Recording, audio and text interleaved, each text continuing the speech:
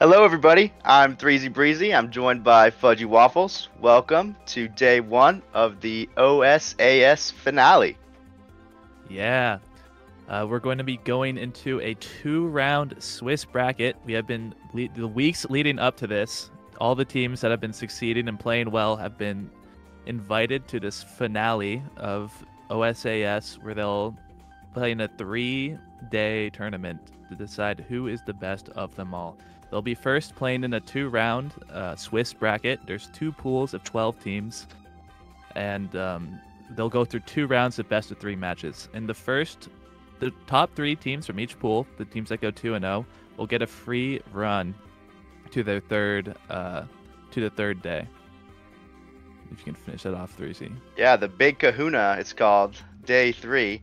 And then the teams that go 1-1 in today's Swiss will go to day two, the Gauntlet, which is a little pool stage where they can make it out into the top six, I believe.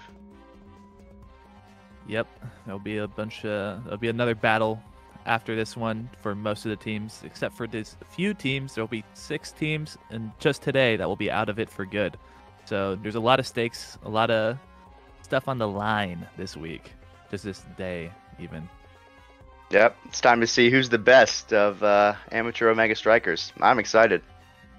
Yeah, and soon looks like we're getting queue for our first matchup, which will be 2.5 Women versus Don't Mind If I Do Boo. Yeah, so Don't Mind If I Do Boo. We have Sharks, Izzy, and Dandy Penguin. Looking like a pretty solid team. Sharks, known for his Juliet, plays a couple other strikers. Izzy, known for their era, as you can see by their profile picture when we're going to load in.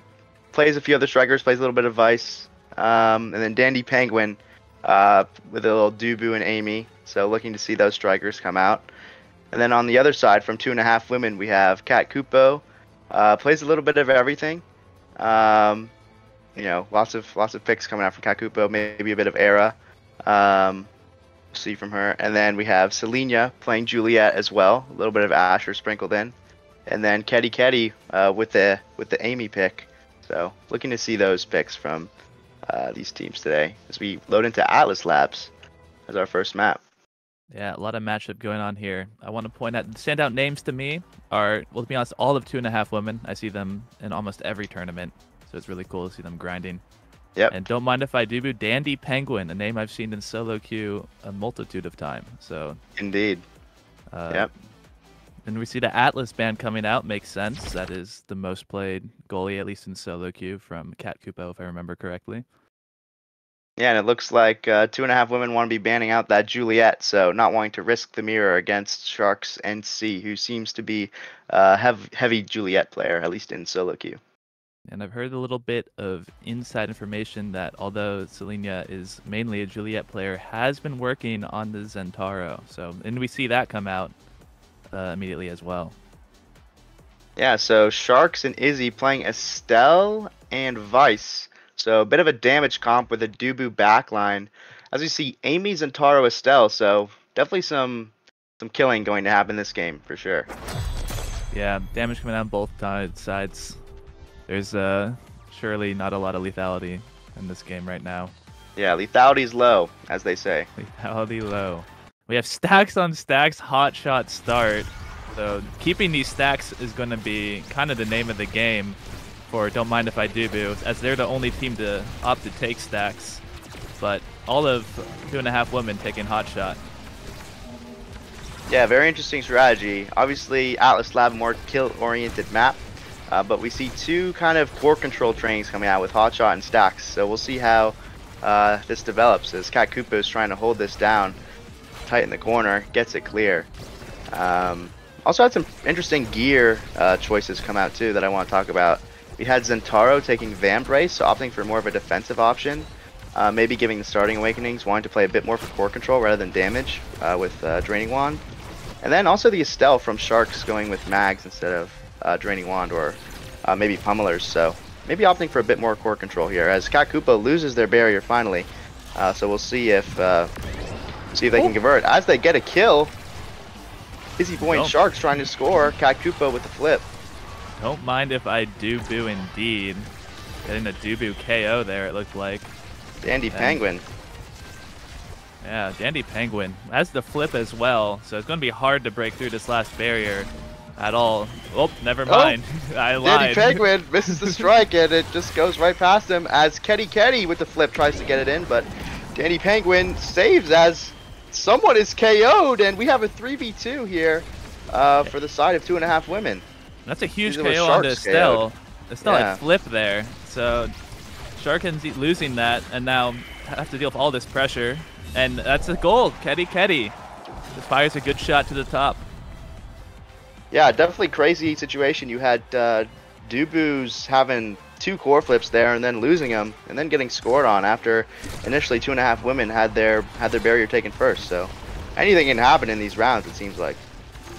Definitely. It was looking, that was a huge turnaround.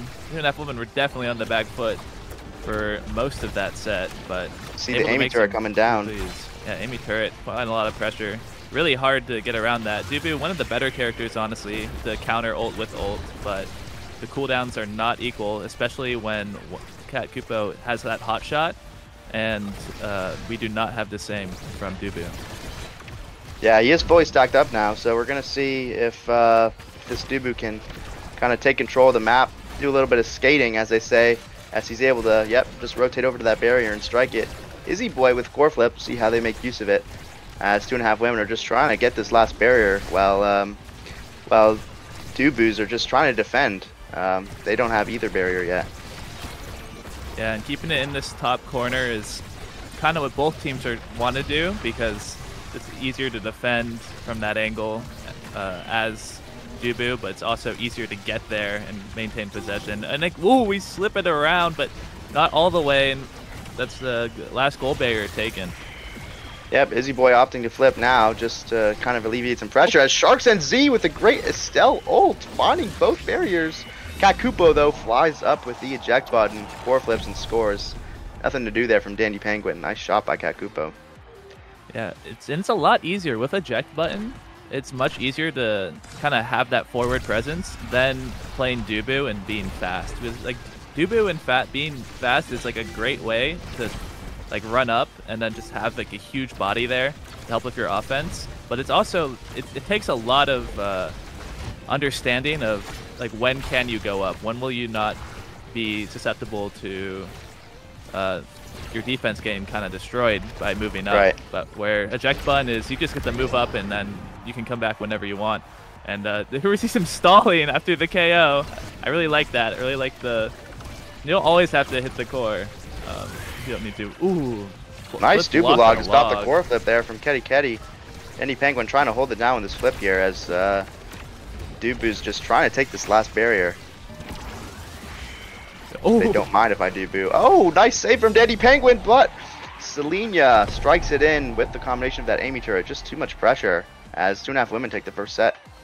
Yeah, flipping. You have to flip to save that, but then there's 2 ults. There's an Aimi ult and a Zentara ult just blocking your way there. And like, what can you really do? And this extra special with the Aimi start, that's what I imagine is what we're going to see here. Yeah, I would imagine extra special coming out from Aimi, and we do see it. Interesting what we'll see from Dubu here. I'd imagine something like Glass Cannon or Orb Dancer. Yep, I'm going to take the Glass Canyon. So Estelle opting for Rapid Fire, and then Chrono Boost, maybe to deny Zentaro that dash training. But still has many options left in the remainder of the match. Super Surge and Aerial's both still up as Vice rounds it out with a bulk up. Yeah, both teams get a little bit more damage in their own little ways, but I would generally give this draft win over to 2.5 women. Yeah, 100%. Just the extra special on the Amy is going to be really hard to defend, as we see it already coming out. And Sharks NC is super low on HP, super low on stagger, as he's trying to heal up, but aggressively going for the barrier, and Kakupo Ketty trying to hold here as Izzy Boy cracks the barrier with the Vice ult there. Yeah, and I like how Shark played that. Just because you're low on health doesn't mean you have to run away. You want to be as useful as you possibly can, because if you're low on health and you decide to take yourself out of the game, you might as well already be dead. So really good job getting that effectiveness in despite being so low on HP. Yeah, forcing that pressure and finding the barrier. However, Kakupo and Selenia both have core flips, so we're going to see if they can use those tools to grab this barrier and goal here. Kind of just stalled out in the midfield right now. Both teams kind of ping-ponging, seeing where they can find pressures. The Amy turret does come down. Met with the Dubu wall, so nothing doing there for 2.5 women. Sharks, again, is just super staggered. Yeah, gets scary to do these cross clears with how much core control and long range that you have from Vice and Estelle. So you just kind of, sometimes you just get in these ping-pong situations where you don't have many options. But we get the goal barrier, and this is a shot, and it goes right through. It's a sick angle off the specialized ult there. Gives you that bonus speed as well. Just makes it really hard to take. Yeah, just a blitzkrieg there from 2.5 women, just immediately taking that final barrier with Amy ult and Estelle beam, and then right to Zentaro with a specialized to score. Just insane pressure coming out from almost nowhere as they are putting the pressure on again.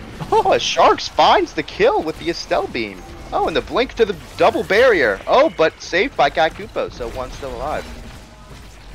And we hold, 3v2. That's a lot of cooldowns were used there, so not much left. And Ketty gets to come back up and takes a gold barrier back immediately, which is a great thing to start off with your respawn. Yep, you can see Dandy Penguin just deploying these Dubu ults as soon as he sees the Amy turret come down. But taking a ton of damage. Oh, as they get the barrier and looking to score here for Don't Mind If They Do Boo. One thing to note is that Amy does have a much shorter cooldown now that she has Happy Star or Extra Special. So she's going to be, pumping those ults out, and Dubu won't have his ult to match. Yep, as you can see right here, just trying to defend, using everything. Shark coming in with the flip, it's not able to connect. Selenia trying to flip Sharks there, doesn't get the kill. Yeah, but still very low. Let's see if they can get a KO on this very low and no energy Estelle.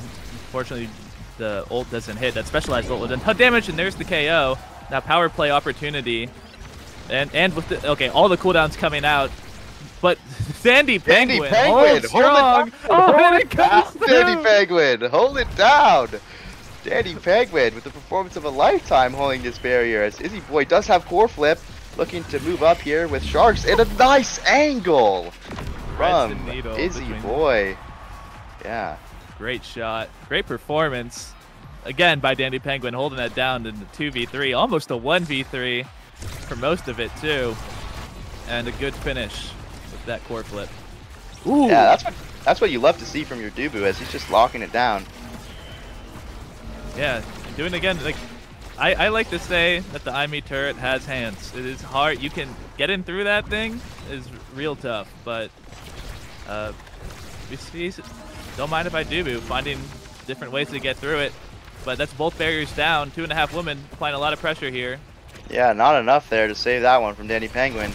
Sharks looking low, elusive to grab that orb, so staying alive for now. Kakupo with a bit of damage, has to flip though to save the barrier. Sharks really putting a lot of pressure, even though they're staggered. Finally going to get KO'd by that specialized Zentaro. As Dandy Penguin just looking to hold once again. He's walking up with core flip, looking to make a play as he gets the KO! Onto Zentaro, but can he hold against the AB turret? And he does! Dandy Penguin just playing like insane right now. Oh, not quite able to hold as Ketty with the Estelle abilities able to score. But wow, we were seeing quite the playmaking from Dandy Penguin. Dandy Penguin, high elo player indeed. Like I've seen this, like I said it before, I've said it earlier, I've seen this guy in many a match, and there's like a reason that he's able to play in these high elo lobbies. It's because he can hold it down. I say as a caster curse every time I say this, something gets through. But sorry, he doesn't need that one. He doesn't need that one. I swear, hey, when I play goalie, I give up one barrier. Way too hard to defend both. Yeah, and as we see a KO coming out as stepping into the Atlas well as it spawns, and Izzy Boy gonna have to wait 6 seconds to respawn. Sharks also low, but in their midst, just losing a barrier. Oh, but they immediately get the second one, as that almost ricochets back into their own goal. 2.5 women just trying to secure this last goal to win the set. Dandy Penguin deploys the Dubu ult to hold. Sharks needs to move up here. Ketty with the flip. Oh, nice shot by Ketty right into the bottom corner. Beautifully shot. Yeah, good stuff by Ketty. As soon as they had flip. knew the position in a spot where they knew once the core was acquired would be able to score the goal. Was immediately ready for that shot as soon as the pass was there. Yeah, so here I'm expecting a timeless creator. Oh. Yeah, that's going to be massive for Cat Koopa. Already have the Happy Star, the extra special training, and then timeless on top of that is just too strong. As you see, heavy impact getting to Vice, so that's a point of interest for Don't Mind If I Do Boo, because that's a really strong training on that striker. As we see, Estelle denying Super Surge from Zentaro, so opting for the 1-2 punch, and then I believe Dandy Penguin also denying that big fish, helping him be bigger maybe, help him get a bit more stagger, but also denying that Zentaro. Yeah, Dubu already a huge character, has pauldrons too, so having the that's double-sized Dubu goalie. Yeah, he's looking rather large, and he's needing all of that damage reduction in that stagger, because my lord, like you said earlier, this Amy turret has hands as he deploys a Dubu ult to try to alleviate that pressure. Sharks and Izzy Boy just trying to help him get this core clear as it explodes into the Atlas ult. Selenia looking low as it's just an all-out brawl here with the AB ult coming down and the Vice ult. Nothing doing though. Both strikers still alive. Sharks and Selenia now regen their stagger. As I say that, Sharks just immediately KO. Dandy Penguin moving up, trying to block the core flip. Oh my gosh, it saves it. Ketty trying to strike it in. Dandy Penguin holds as Izzy Boy is now staggered. And it just seems like 2.5 women really have the KO pressure. Yeah, with as we're in set 3, and these are both like very damagey comps, you can see the damage scaling just happen naturally as more trainings are acquired or more awakenings are acquired. Extra special timeless creator, as long as this team has played with Aimee like many times, I'm sure, and knows how to play around that ult. So you're gonna kind of have to be forced to step into that, and we get a great double tap off the primary Estelle beam from Ketty. Yeah, I think just honestly the goalie differential in terms of damage, Dandy Penguin doing his best to hold it down, but Cat Koopa just applying that damage with the Amy pick. Not just the ult, but the glitch pop, and as we see Dandy Penguin applying that damage by getting a KO. That's a second or third KO of the game on Dubu. Yeah, glass cannon pauldrons is no joke, and Dubu in general, if you hit people with your abilities, there's just a lot of damage in general. A bit of a generally not seen as a damage pick, but I have seen some like suspiciously high damage Dubu games. So great, and there it is. That's playing around the Amy turret, hitting it in spots where they have to clear into it and get the second goal barrier off of it. And then the pressure comes in, and the damage stuns both Dandy Penguin and Izzy Boy, allowing Ketty to get a free shot on goal. Yeah, great job by Selenia, just putting themselves in the middle there, using all of their Zentaro abilities to stun both the goalie and Izzy Boy, just allowing for Ketty to snipe that in. Well played. Well played indeed, as we're able to defend both goal barriers here, despite all the pressure, and set our ult down. Once again, Amy turret down and met with Dandy Penguin's Tofu Fortress. Gonna have to see a bit more pressure here from Dandy Penguin. Gotta try and find an angle to walk up and exert some pressure before your teammates get completely out-damaged by the enemy team. As Sharks is already looking low, just trying to live at this point. Selenia opts for the Zentaro ult, doesn't hit it. Looking to finish this KO on Sharks. Sharks with a great blink to secure the barrier and to dodge away, but Selenia finally finds the kill, as they still do have one more barrier, and Dandy Penguin with the flip. Gonna have to try and hold. Misses that roll though barely, and it's not looking good here for Don't Mind If I Do Boo, but Dandy Penguin is doing his best to hold. Another great Dubu ult to deny that flip there from Ketty. Yeah, and flip. Not only do we get the score, but we also get Cat Koopa's flip. Great angle just outside of the flip range. And it's 1-2. This game is not over. No, not by any margins. And if somehow Izzy Boy or Sharks can find a KO on all three of the members of 2.5 Women, as Dandy Penguin with his 4th KO of the game on Dubu. I mean, it doesn't get better than this. Dandy Penguin hitting like a Mack Truck Deluxe, just completely KO Selenia there. Insane. Oh my, that's a big Dubu. That is a large and in-charge Dubu. There's a reason this team is named Don't Mind If I Dubu, as yes, Dandy Penguin doing it all, just gets 2 barriers. This is insane. This is a man of the match performance from Dandy Penguin. Let's see if they can hold it, keep it up, and score another goal, bring this to a 0.5, but the pressure is on. Yep, 2.5 Women mounting pressure and damage onto Sharks once again. Just feels like Sharks is their primary target. Izzy Boy and Danny Penguin just trying to hold another Amy turret coming down. Danny Penguin now has flips, so you might see him moving up to score if they can alleviate this pressure as he starts to fly. I'm just anxious to see him move up past his midline as Sharks almost scores there. Danny Penguin, though, opting to hold. Oh, as Cat Kupo just barely misses the core flip. Dandy Penguin holds, but not enough as Ketty gets the barrier. Oh, the Estelle snipe, but doesn't hit. Sharks redirecting into the top corner. Oh my, so much going on at once. And Sharks is able to come out on top with that shot. Able to get right past the Amy turret. That just came up as well, but it is up again with that extra special. So let's see what pressure that can apply. Oh. Yeah, just insane plays here from Don't Mind If I Do Boo. Just trying to hang on, find this third set as applying damage to Selenia with no elusive. So maybe they'll be looking to find a kill here as Dandy Penguin flips and they do find the kill, but it's not on Selenia. Oh, as Sharks with a flip finds that last barrier. Selenia still low. Pressure mounting here. Kakupo trying to defend. It's a 3v2. Dandy Penguin move up, and Izzy Boy with the strike and primary, I believe, to secure that one. Wow, I'm not gonna lie, I was not expecting the reverse sweep of that set. That was 0-2 to 3-0, and that was to 3-2, and that was real quick. And now we get to pick our trainings. And there's a lot. Yeah, definitely some interesting selections here. Honestly, Dubu has a ton of options. Gonna go with the prime time. Strong deny for Estelle. Estelle opting for Deadeye. That'll deny the Vice out, who also has Twin Drive.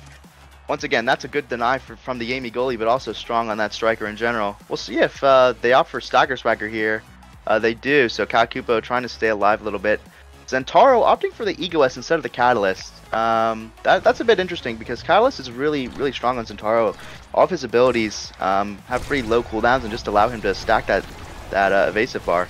But opting for the Egoist instead, so we'll see how these trainings come to affect this next round. As 2.5 Women just putting on all the pressure, and now they have the Amy turret deployed.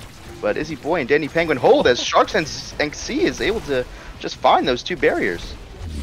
Oh, great TP in to win, and then just wins a strike war off of it too. But I also want to highlight Sharks taking that super surge, although it was likely mainly a deny from the Zentaro. It's also has just shown to be very highly effective, and just it's like it's hard to be ready. Oh, immediate KO! It's hard to be ready for these long TPs from across the map. As we see another one right there. Oh, as Ketty accidentally owned barriers with their own blink, and Sharks here just looking to put on the pressure. Yeah, I mean he's been a force all game with these blinks coming from Estelle, as Dandy Penguin just trying to hold on as Selenia putting on the pressure. But 2 barriers to none here for Don't Mind If I Do Boo. Oh, as we see a little rotation around the Atlas ult. Sharks looking to flip here, saved by Kakupo, just putting on the pressure again with another Amy turret and Estelle abilities. Just hard to stop that, so they do find a barrier. Yeah, oh, one as barrier, we see but Selenia racing around with core flip, opts to use it a little defensively there, looking to maybe find a KO as they're trying to regen stagger. Sharks with a snipe, but not in time as Selenia regens their stagger. Dandy Penguin here also has flip, so maybe he'll look to move up. Oh, another Amy turret deployed. Oh, and just not able to save there as Kakupo looks to pass with their flip. Can't find the angle. Izzy Boy and Sharks just trying to control here in the middle and score. Yeah, waiting on these cooldowns to try to get a good shot in. And we almost find it, but oh, the double flip into flip into an insane angle that barely knocks it in off the side of the wall, the goalie wall. Strike. Yeah. Really hard to react to. Coming really fast. Ketty, just an insane angle, almost off the tip of that goalie wall. So insane shot. Izzy Boy and Danny Penguin not able to save it. Oh, as Sharks looks to be AFK, but now they're back. Kakupa with this Amy turret deployed, and Danny Penguin just can't hold on. Gonna have to show us a bit of that last round performance as they find 2 barriers though, looking to go equal here, as maybe they can find a goal. Sharks looking to move up, does have core flip, opts to use it, fires it, not gonna find the angle. As Ketty moves up, looking to get the ball to Selenia. Ooh, that teleport blink almost gets it. Both stacks are maxed on the side of Don't Mind If I Do Boo, so there's going to be a lot of pressure just like in space being taken on the field just by speed alone.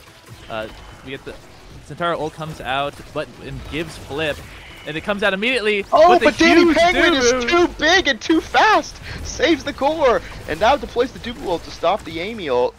Just insane stuff from Dandy Penguin here, trying to hold on as Sharks once again moving up. Izzy with the core flip, stopped by Cat Kupo. Doesn't quite find the angle on the goal, saved by Dandy Penguin. Wow. This is a crazy round. So much coming out here. Dandy Penguin's kind of a rock in the goal. Oh, the KO! That's huge. Oh, but the angle barely doesn't go in. That was a power play situation. We have a 3v2. Let's see if we can get a shot on goal. Oh, Cat Kupo breaks forward! Dandy Penguin finds the goal as Cat Kupo just unable to blink back in time to save it. Insane stuff from Don't Mind If I Do Boo. Yeah, eject button, although you have the ability to teleport back, it is still an amount of risk being taken, but both goal barriers, Kenny takes a bolt and almost slips in behind. We don't get a double tap, but Kitty and Selena still have another shot at this. Dandy Penguin just unable to hold this, it just slips right through the bottom of that Dubu wall. Not an ability that can be trusted at all times, as I had an experience with that in solo queue the other day. Just shot it right into Dubu wall and it just went right through. As we move on to this 2-2 though, see if Don't Mind If I Dubu can take this set and go to set 5. Yeah, this is game point. It is very important. Oh, that Sharks either team gets with it. the blink and the flip to find both barriers. Izzy Boy with the ult trying to find the angle. Can't quite find it yet, so 2 barriers to none. That's Izzy Boy with the primary. Cat Kupo not ready. And we're going to set 5, Budgie Waffles. Oh my goodness gracious, oh my. 3-2, 3-2. To take it back into a possible reverse sweep. And here are the trainings. We could see a triple-sized Dubu. We could see it. We could see it. I don't think we will. Aerials. It makes a lot bit more sense to deny Amy for especially if that Amy ult was able to reach like map size, which like any projectile extension training would do, it would become pretty unbearable. And you also just aerials on Dubu in general, very good. Yeah, as we see perfect form coming out from Centauro, obviously has that build different, denied, and taken by Izzy Boy, strong on Vice. And then both Estelles opting for interesting trains as the core just rattles around and gets both barriers here. No time to talk about draft, we're moving into this first goal almost by Don't Mind If I Do Boo. Selenia very low, gets hit with the Vice ult. Oh no! Dandy Penguin rolling out and not quite able to save that last barrier, so a little bit of a misfire there, but they do have the striker advantage for a couple more seconds. Moving in, Sharks passes to Izzy, but not quite able to secure that goal as a nice beam from Ketty, able to find that top corner. And Dandy doesn't have the stacks built up yet, so just not able to just be able to be everywhere in the goal at once, and can't get there in time. So really great shot there to see that angle in time.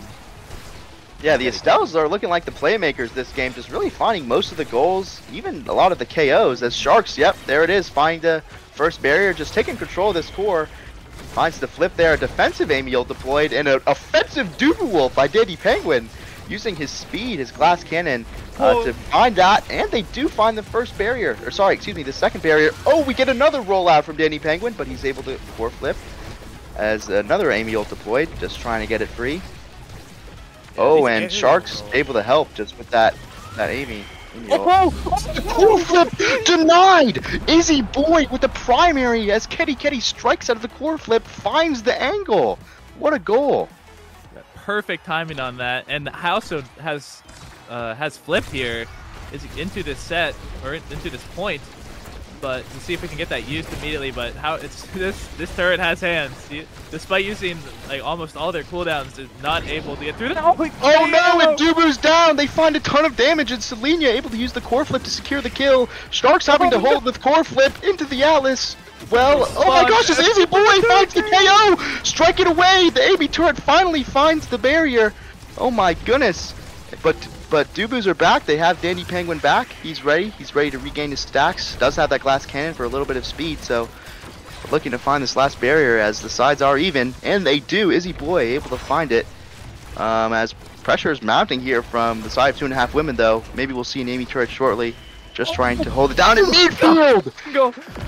As soon as I saw the Vice primary come out, I was like, this could be insane, and it was. It just hits the bottom corner, just hugs that wall. We got like a slimy core there, just sticking to that wall. What a sick shot. Yeah, Izzy Boy just doing a lot of work this set with the Vice primary and in general, finding a ton of goals. Just catching Kakupo off guard as Dandy Penguin trying to hold here. Protects the first barrier, just trying to stall it out. As Selenia seems to be concentrating a lot of their damage on Dandy Penguin. Maybe needs to gobble an orb or two to regen his stagger.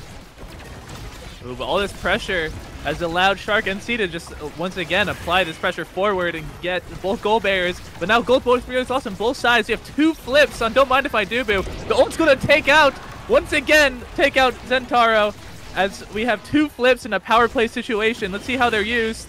IME ult, defensive IME ult is able to block it out. Let's see if Danny Penguin can move up to get a possible flip going. But no, it's really hard to end this situation. Selenia finds the KO with the Centauro ult as Sharks is also low. Dandy Penguin rolling out here, maybe looking to play a bit of offensive defense here. Oh, as it goes into the demon angle, but Dandy Penguin saves with core flip. The Vice primary coming down, secondary as Dandy Penguin with the Dubu ult to block that Amy turret. Sharks with the core flip, can't quite find the angle. Oh, but slots it in. Cat Kupo just unable to save it. And a reverse sweep coming out from Don't Mind If I Do Boo. Just insane stuff. Wow. Oh my god. That was feeling like a fire-up game. I feel like there were 6 flips like in a row at the end, and ending it with a great play to finish that off. Don't Mind If I Do Boo. Dandy Penguin taking MVP. Yeah, I mean, definitely the MVP of that game. Just doing a ton of work defensively. You see those 126 saves, 317 redirects. 2 KOs there, excuse me, so I counted wrong. I counted 4. Maybe Izzy Boy taking credit for some of those. Yeah, some combos going on there. Yeah, but my goodness. And then Sharks also doing just a ton of work in the midfield. Izzy Boy, though, it seems scoring most of the goals, also securing those KOs with the 49,000 damage. So just insane stuff from Don't Mind If I Do Boo securing that reverse sweep. I was expecting this first match to be a bit more laid back, a bit casual, but this is where their time to shine. This is life or death here for these teams. So just an insane match. Looking to go to game 2. I mean, it was looking pretty casual before the reverse sweep kicked in. It was it felt like that 2.5 women had like a pretty solid grasp of the game, and that their game plan was going well. They were doing more damage. They were able to apply more pressure to the goal. But Vice was able to scale really hard, as we see almost 50,000 damage, most in the game, from Izzy Boy that last one. But we will. This is only game 1 of this of a best of 3 series. So still, after a game like that, can definitely go anywhere. Yeah, 100%. I'm excited for this next game. That was one of the most exciting games I've seen on stream in any tournament in a long time. I mean, just insane stuff from both sides. Dandy Penguin holding it down, and then you had Cat Kupo just applying these Amy turrets. You really didn't have a response a lot of times from Don't Mind If I Do Boo. Just an insane game overall. So super hyped for this next one. Yeah, for sure. Looks like we're in queue and we'll be heading in shortly. It's going to be interesting to see if we see any picks in the draft change, because if honestly either team, it was such a close match that it depends on what you feel like was the biggest problem there, because I mean, like, we banned the Julie, for example, but this Dubu was proving very tough to get through at times, especially which is like, and that's like pretty insane because you have extra special timeless creator Aimee goalie. So no, as we venture into our next game, Amy's application coming out. We'll see if Rasmus is going to get picker banned here. Not sure if these teams are too comfortable on the pick, but maybe they'll opt into it because of the map selection. Still going with the Atlas ban here from the side of Don't Mind If I Do Boo. Interesting choice because they were getting KO'd consistently in the early game, last game, but did find the KO edge later in the game. So just banning out that striker, and same ban, coming out from 2.5 women, banning that Juliet. And as you see, opting for the same comp. If it works, it works. Don't Mind If I Do Boo's just gonna roll with the same comp. You see a Zentaro coming out, so Selenia still on that pick, I'm assuming. An Era coming out here, so that'll be interesting. I'm assuming that's from excuse me, just trying to find the last player. It's hard when I don't see the names. But then we have Vice A Vice goalie. This could be Era goalie. This could be Era goalie. It could be, yeah. I think Kakupo does play Era goalie. Okay. Kakupo's second most played goalie in Solo Queue. It cast the last start too. Oh, this will be interesting. Yeah, I was confused because Kakupo did play Era goalie, but so does Ketty in the midfield. So we're seeing an Era goalie with strike shot here, as Dandy Penguin opting for the skates, the momentum boost this game. So we're gonna see a pretty interesting matchup. I'd say Castelas here on Dubu and Vice is both very, very strong. Once again, double Van Brace here coming out from the side of 2.5 women. So I guess opting for more core control, more scoring, stay alive, maybe win these damage trades a little bit though as well. Yeah, I'm a with big the Era fan to of buff Van up the Brace. Centauro. Yeah, you think Era's also, what's super interesting about this Era pick is that usually Era is seen as like a low damage pick in most comps, but as a goalie, your ults actually like can tend to do more damage because it's like people aren't expecting it to come from across the map with this strike shot range. Ooh, great find there from Ketty. And you can also buff up your teammates to do more damage from the goalie box, which is probably going to be like one of the main uses of the beam rather than for like defensive purposes, I'd imagine. And return, Izzy Boy's able to return a... Oh! Able to return the goal barrier, but Demon Angle gets it right past Dandy Penguin. Yeah, Ketty just fires a shot off there and rips right past Dandy Penguin, unable to stop that one. As we see both Ketty and Kakupo so close to their core flips here, so definitely having the energy advantage as Selenia just doing a ton of damage and finding the goal barrier. We'll see if Don't Mind If I Do can strike back as Dandy Penguin locks Selenia in with the core, trying to find that KO. Not quite able to. As the core comes across the goal and Selenia just not quite there. Dandy Penguin having to do quite a bit of work to hold this one down as the Visol comes in, topped a bit too early, but does find that angle across goal. Yeah, I like, we're seeing a similar start to the last set. 2.5 women starting off really strong. I really like Cat Koopa's patience when having possession in their side of the field. A lot of players just feel the need to get it cleared out as soon as possible. But if you can just hold possession and there's no pressure on you, getting your cooldowns up and such can be really powerful. Shark able to get that smart ulti to take it down, take the goal barrier down. Selena able to trade it right back. We're going to have to flip here. No! No, Kakupo just not able to flip in time. The realization that the core was slipping past, just unable to react, and Sharks, nice angle, finds the goal. Yeah, it's a tough one. It just feels like it's right in your reach, but the last second, it's just a bit too late, and you realize you need to flip. Aren't able to get there. 2-1. Yeah, as we see Dubuall just coming down, trying to stall us out in the midfield. Sharks putting on the pressure as well. Izzy Boyd deploys their Vice secondary up top. This Arrow Tornado coming through though, zoning Dandy Penguin out. And like you said, Fudgy Waffles, just find that barrier as Selenia just finishes it off. Yeah, there's so much pressure on that field. Ketty was just ulting the whole top side of their field. Like, where can you really hit it there, even if you win that Centauro, Strike War? There's a lot of tough stuff going on here. We have just another wet board of Awakenings. Yeah, just insane options here for both sides. We're going to see Centauro opting for the big fish, Estelle taking the extra special. So that's an interesting choice, maybe to deny Vice. But Vice also just has BestieInSlot here, heavy impact. Twin Drive coming out from Dubu, and Monumentalist coming from the Era. So look to see these strike shot projectile ultimates, very large with Monumentalist coming out from Kakupo here. Yeah, a lot going on here. Selena is going to be very hard to kill if this big fish pick up, and also just going to have huge hitboxes. Be very annoying to get through. Oh my god, there's the Maelstrom! This goes through the entire team. They're all so low right now. Monumentalist, insane training on Era. I think it's been highly underrated. People, like, as an Era player, I think it might be better than Castellast in some situations. But, you know, Kakupo doesn't have to make that decision because Kakupo has both. Yeah, Castellast given the starting awakening, so drafting off of that as Sharks trying to get it here, but Kakupo defending with the beam into a KO from Ketty, and Dandy Penguin not able to find the roll as Selenia scores.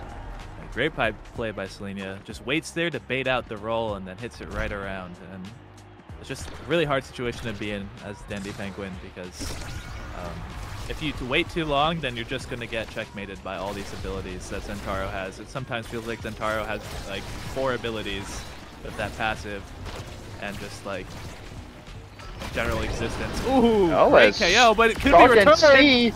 Finds the KO, but Ketty charges up that ult and takes revenge.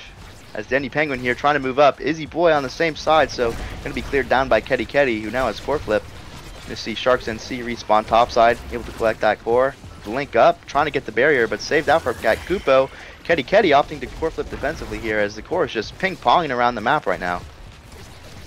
Yeah, we're going to have to see which team's able to break this barrier first. Oh, and it turns out an unfortunate dribble, just barely too far down.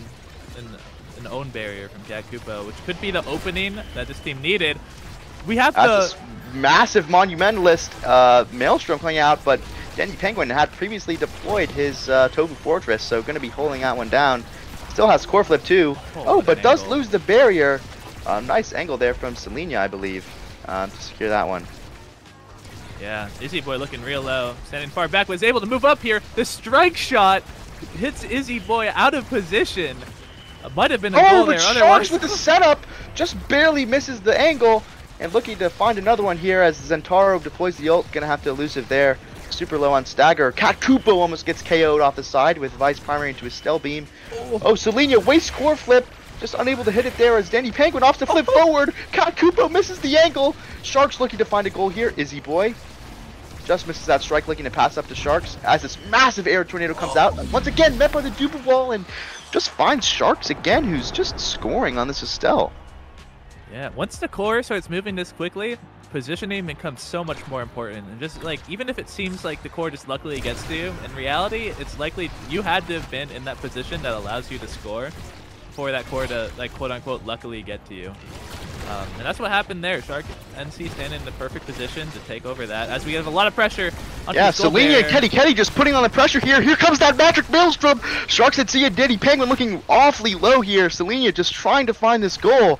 And just like that, I mean, with a combination of abilities, Don't Mind If I Do Boo's just turned to ashes in terms of stagger. Oh, as Kupo just leaves the core behind, beaming up that Zentaro, who's looking awfully big here, just trying to move up and find the goal.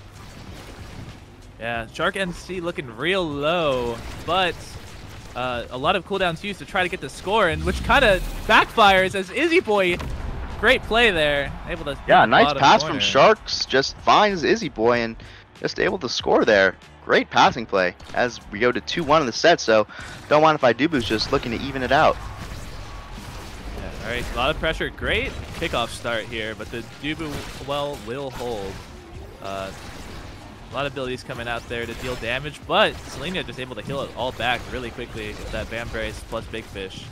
Yeah, you see Sharks just opting to evade that big Monumentalist arrow. I'm just going to keep talking about it because it's kind of making the difference right now. Oh, as we see Selenia, though, the Big Fish just coming in with that core flip, snipes the top barrier, but is KO'd!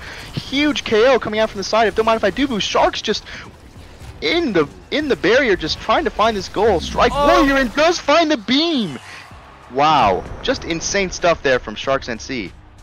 Yeah, they tried to make a play there, the Sharks read it. They tried to get the Vice ult to clear and pass it into it, but Sharks does not let that slide. Gets that in. There's just so many good awakenings in the game right now. With Sparks out, it's kind of crazy to see what pops up here. And Deadeye take for more damage. Yeah, probably a deny from Vice as well. So we're going to see a specialized training. That training would have been pretty funny to see on Kupo, already with that Monumentalist, but obviously the better choice on Vice. So Kupo's going to opt for the Glass Cannon.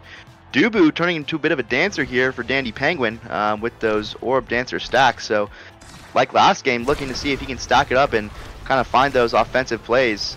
And then to round it out, we had, I believe, Selenia with a Catalyst. So that's super big. As you can see here, already has 2/3 of their evade and finding the KO.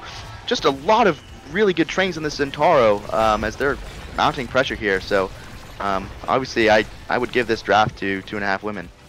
Yep, hard agree there. Just good in all rolls. Great pass. Make use of that power play. Make use of that empty space. Get the pass. Hit it straight to the bottom corner.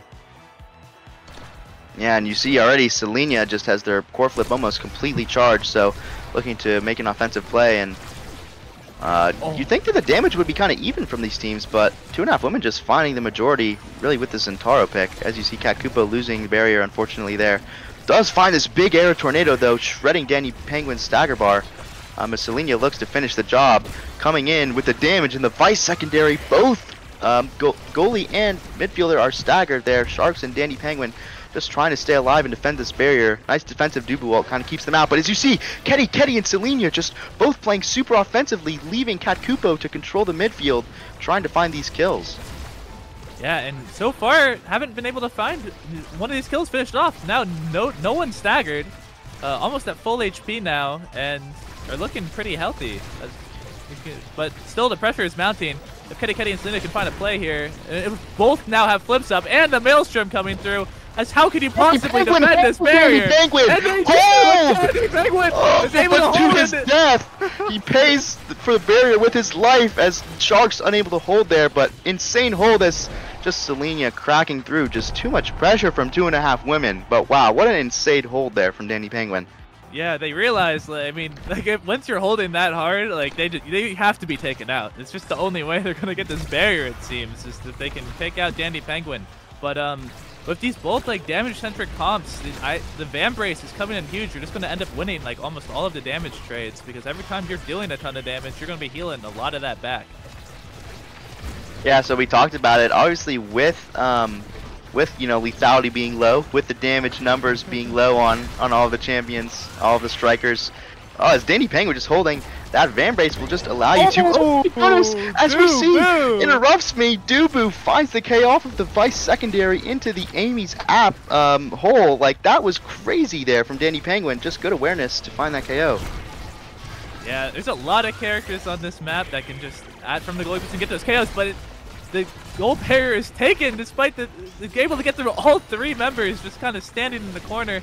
But we forced the flip out, not only just to like keep control of the core, but just to keep yourselves alive as that Maelstrom comes through.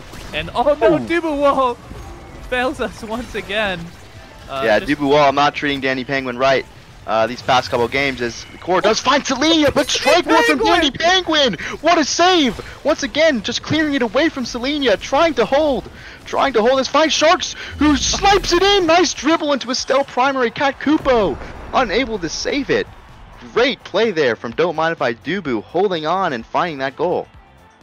Yeah, that's a super huge strike war to win there, and then Sharks just lining that up perfectly to get that that bolt to stun in. And oh my god, how does this not hit the barrier? How does this not hit the barrier? It is behind Dubu, but he's able to get the roll off in time. Maelstrom's coming in, forces the elusive out, which also forces a speed lowered and like can't strike anymore. It's just a lot that pressure from that Maelstrom applied that made it easier to clear. But here we go, moving back, tries to cross clear, but it is covered by Sharks. But Izzy Boy looking real low.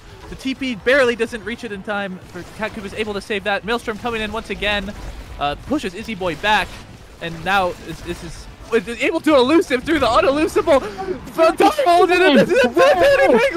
KO! Insane! As Izzy Boy was looking low, but Danny Penguin says, "Not today. I'm protecting my teammate." As Sharks with the strike on the blink, Kenny with the save, who gets the barrier. What an insane round of Maelstrom coming out. Sharks at sea with the snipe, saved by Cat Kupo. Danny Penguin looking to collect, finds the Dubu ult. Just not quite getting to Sharks here, who's looking to score. Almost KO'd. He's small, he's weak, he's got no stagger, but he's staying alive. Just finding these TPs, finding it forward. Can't quite find the snipe there as Selenia moving forward. But Danny Penguin pushing it through the Zentaro ult, which ends up tossing it into his own goal. Unlucky. Those 2 Zentaro ults just like, that just did not work as intended almost, it felt like.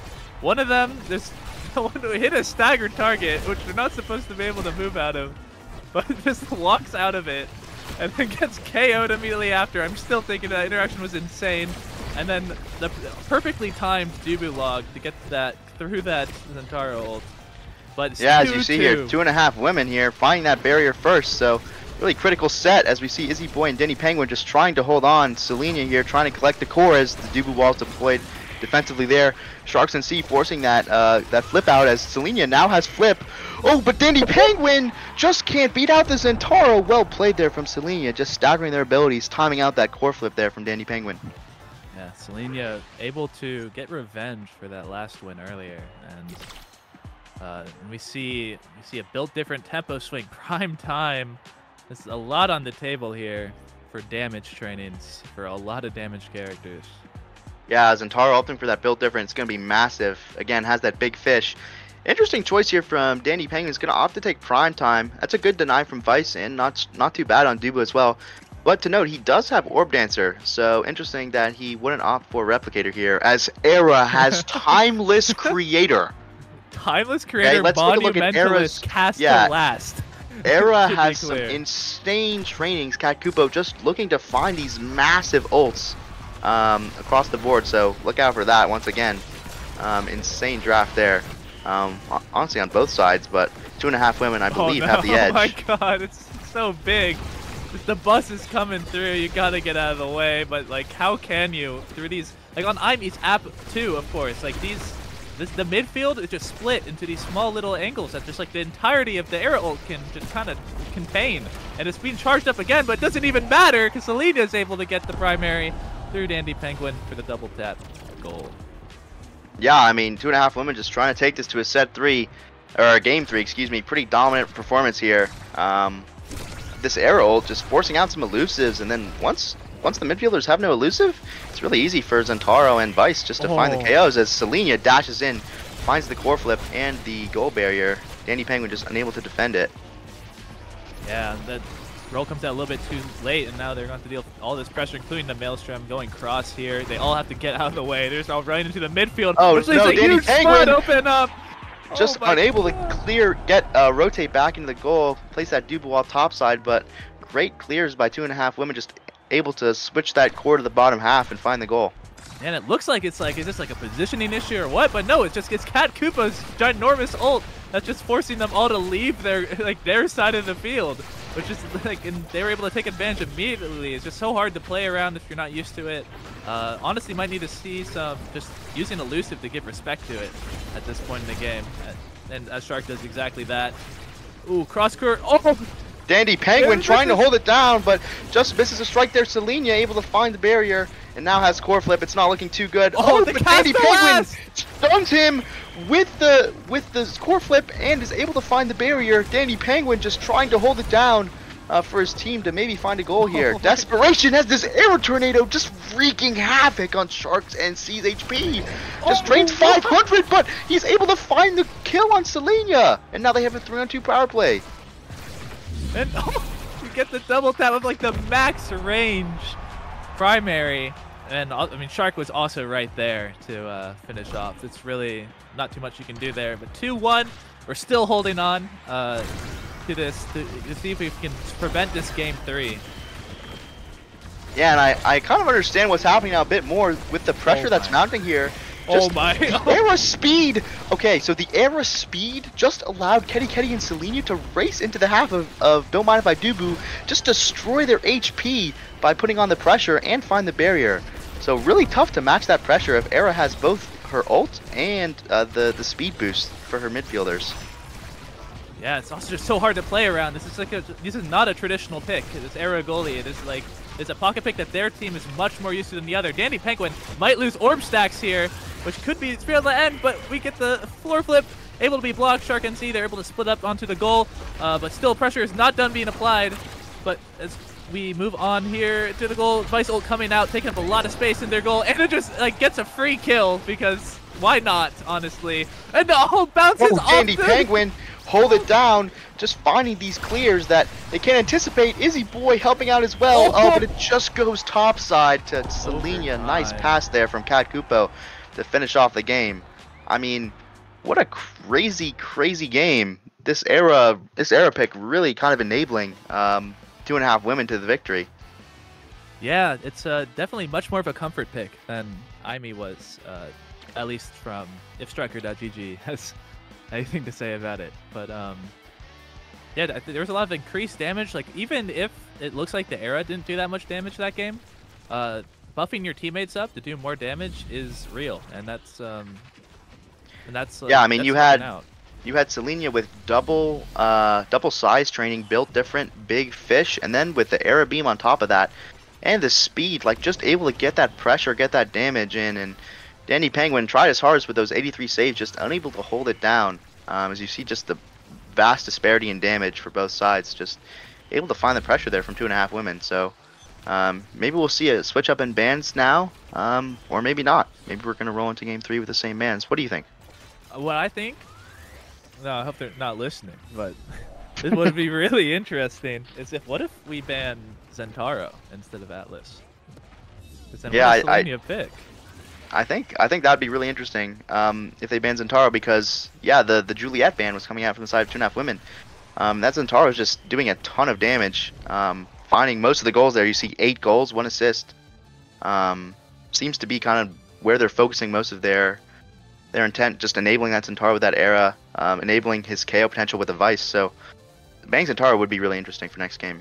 Yeah, because they're already going to ban the Julie. I was probably going to see. They're probably expecting the same bans. But we also don't know what Cat Kupo wants to play in this last set either, because like the Era seemed to work a lot better, but yeah, I might have I think it being Imi's app was pretty huge for allowing that Era pick to shine. I feel like on, like for example, like Oni Village, you'd have a lot more trouble keeping things up and being able to like defend and keep up pressure. Although the speed would be nice, it's just I don't see it being as good on other maps with that. That ult just doesn't have the same amount of pressure as it does on Imi's app. But we're in queue and we're in game. So yep, loading into our next game. Answered, and we're back on Imi's app. Yep, back on Imi's app. We'll see what the side of Don't Mind If I Do decides to do here in terms of bans, as well as Starting Awakenings. We have no idea what they are yet. Obviously that Era kind of contingent on that cast last pick. Okay, we're sticking with what works, I guess. 1-to-1 in the game, so sticking with that Atlas ban. Maybe we'll see the same comp come out from them here. Yep, the Juliet ban coming out from the side of 2.5 women as well. Yeah, I mean, we do have to point out that last game there was a cast the last start, which really helped out that the Era pick. Along with as we see here at Amy coming out from Dandy Penguin. To note, that is, I believe, their second most played striker. Let me just check on that really quickly. Yeah, they're definitely their second most played striker in the goal box in solo queue, at least. So definitely comfort on that pick for them. As we see an Amy coming out from Kakupo here with that Zentaro. So definitely look to see the matchup here between Sharks and Selenia. On this Estelle versus Zentaro. Who can get the damage? Ooh. Who can find the barriers? Oh, as we do see an aerial start and a tempo swing start. Both of these trainings are really very good on Zentaro, but opting for the tempo swing just to find that healing, along with the Van Brace. I did not.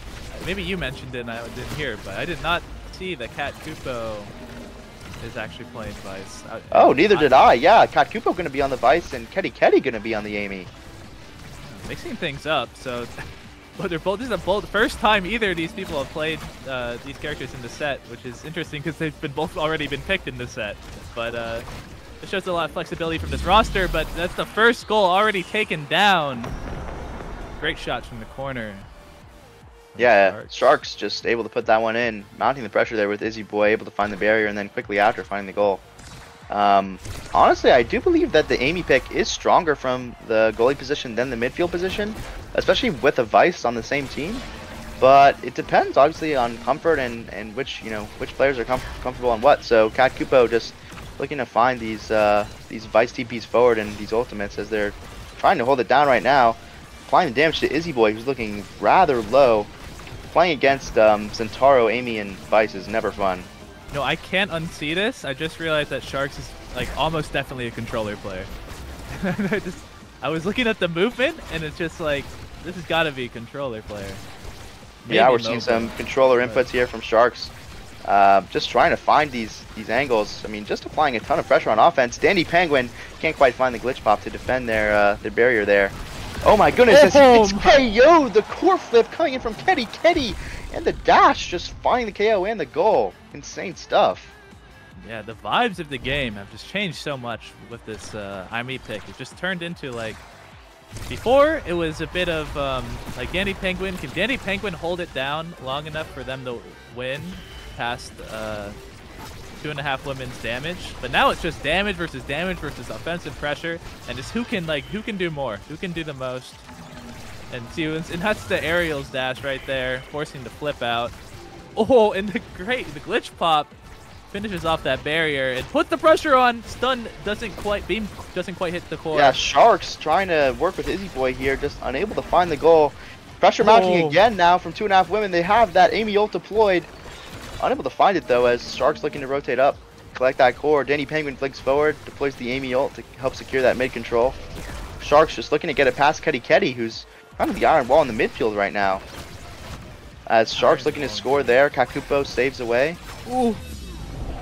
And yeah, we just see the core getting down to Selena. Danny Penguin not opting the core flip, and Selena just finding that Zentaro primary and a strike to secure the goal. Yeah, some good time stuns put Danny Penguin in a really awkward position, and then just like a pretty much impossible goal to stop. Oh, the flip and wait. Maybe waiting for a cooldown or something that just didn't come with the time. Oh, wow. Kakupo charges the Vice Soul, doesn't pop it immediately, but saves off the side. Unfortunately, goes right to Sharks. Unfortunately, they did find the KO there onto Izzy Boy, but just unable to stop the pressure there. So, yeah, really, it kind of seems like, even though the goalie choice for Danny Penguin is different, it kind of seems like they're just trying to find it to Sharks, who's just putting on a ton of pressure, trying to score. Kind of opting for this damage when they can find it, but not really too focused on it. Oh, as a great save from Kakupo just to deny that Vice ult there from Izzy Boy. Yeah, great play there. We're pushing up. We have the eject button come in. There's just too much going on. There's too much to prevent. Too much to get in. Izzy Boy barely living, but not for long. Ketty able to get it through, but on the dying breath, able to get that goal barrier. We have two flip versus flip here. Inside of the goal barrier and finishes off the first set. Yeah, insane glitch pop pass from Danny Penguin, just slots it into that demon angle, and then Sharks follows up with the blink core flip to secure the goal. 2.5 women not prepared for that playmaking there by Don't Mind If I Do Boo. Insane stuff with the striker down there.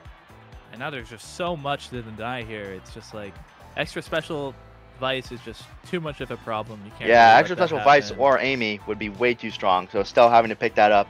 We're gonna see a timeless come out from Amy and a twin drive come out from the Vice. Yeah, it's just pretty rough no matter what you take there. But this is gonna be aerial super surge Amy. So this Amy is gonna be able to dash anywhere on the map. Yeah, Amy's gonna hit super hard as Kakupo also secured that twin drive. Super vital for her there in the goal with Vice. We see a KO come in already. I believe that was a super surge Amy dash that found that KO. Or maybe I'm wrong. I think it was a raw glitch pop, just staying a little bit too close to the center. It's a pass through the ult with it. We get it out of the ult, but it doesn't matter because Kakupo is there with the ult, and like how are you gonna get it through that? Yeah, obviously this Amy striker, I say it all the time. Amy is super strong at KOing. Just the glitch pop alone found the KO there, as we see Selena just able to find the top barrier. And Danny Penguin trying to hold against this pressure. Yeah, and we're getting some help from Ketty on the front line. We get to clear up forward. A lot of pressure. There's going to be 3 forwards in this goal right now. Kakupo teleporting in, but they're able to clear. We're moving back now. And, the stun, the perfectly timed stun on the Izzy Boy gets it right to Selena, and we're able to finish off that score. It's 2-0 in our second set, making a comeback after that first set tight loss. Yeah, quick 2-0 up here for 2.5 women. Just find this early pressure and find these barriers. Dandy Penguin able to hold out. Big thing to point out is this timeless Amy turret, as they do find a barrier here, as this Vice stun stops the core flip there from Izzy Boy. And they do save the barrier, but the pressure is on. Sharks just trying to stay alive, using the Estelle's abilities to try and clear away the core. Kakupo blinks forward, can't find the barrier. Dandy Penguin with a nice strike, whereas Sharks and C with a nice Estelle blink right in between the defense there of 2.5 women, just finding the goal. It's just great coordination, like understanding of like Izzy Boy has ult, so they have to clear up. Then we're just immediately ready. Like we were just Sharks was so ready before that pass up, but Goldbear taken down immediately and parry low. Oh, as you see, Sharks with a snipe into Vice secondary, able to find that KO. Sharks again here strike into Estelle ultimate to find the barrier. Dandy Penguin just looking to defend here off of the Amy ult. As they do have a man up, but not for long as Selenia's back and Izzy Boy is low. So Selenia is looking to find the Zentaro ult here onto Izzy Boy. Ooh. Oh, nice elusive there as Dandy Penguin for the core flip. Strike for it by Selenia, but can't quite get it in. No, but it falls behind them. But Izzy Boy clears with their life and gives their life for the barrier, just as Dandy Penguin has done many times. Coming out here, no elusive. The Amy ult saving the core, charging up that full Vice ult and not able to kill, but does put Dandy Penguin out of the picture for that save. Just so much damage coming out from the squad. It's just like there's already just forward pressure from this this timeless Imi ult that has like insane range, but just like also just taking all this damage. It's like at the same time, it gets real hard real quick. We have a lot of other just like this feels like right now in the game every Trinity Awakening's page is just incredibly stacked. BD taken, it's pretty huge for Imi. You get pretty big hitboxes, and you're also denying their Imi. Then we see it heavy impact to likely to deny Vice, who then is taking Glass Cannon, which is really good on goalie. Stagger Swagger going to help us keep us alive a bit longer. Catalyst, we already saw how great that was last game. Not surprising seeing that come in this game. And Cast the Last on Vice again, which is a familiar face. Yeah, kind of interesting there. I think that Cat Kupo didn't offer that Cast the Last, and Izzy Boy got it because they do already have Twin Drive. As we see here, 2.5 women just coming with a massive pressure, and they're really just having a hard time clearing. But both barriers are even here, so Dubas are just trying to clear and find this pressure forward, as Selenia just putting all the pressure on Dandy Penguin, finally dying to that Vice secondary, and Selenia just scoring that goal. And this is the second, I believe it's the second goal in a row that just ends up Dandy Penguin just getting absolutely smothered with damage, and just this is now the question that Don't Mind If I Do, but we'll have to answer is what do you do when your goalie is being focused? What is the game plan? How are we going to get around this? How are we going to counter this? And yeah, absolutely. And I'm just to note, Selenia is really finding these core flips and these just strikes to the top of the barrier here.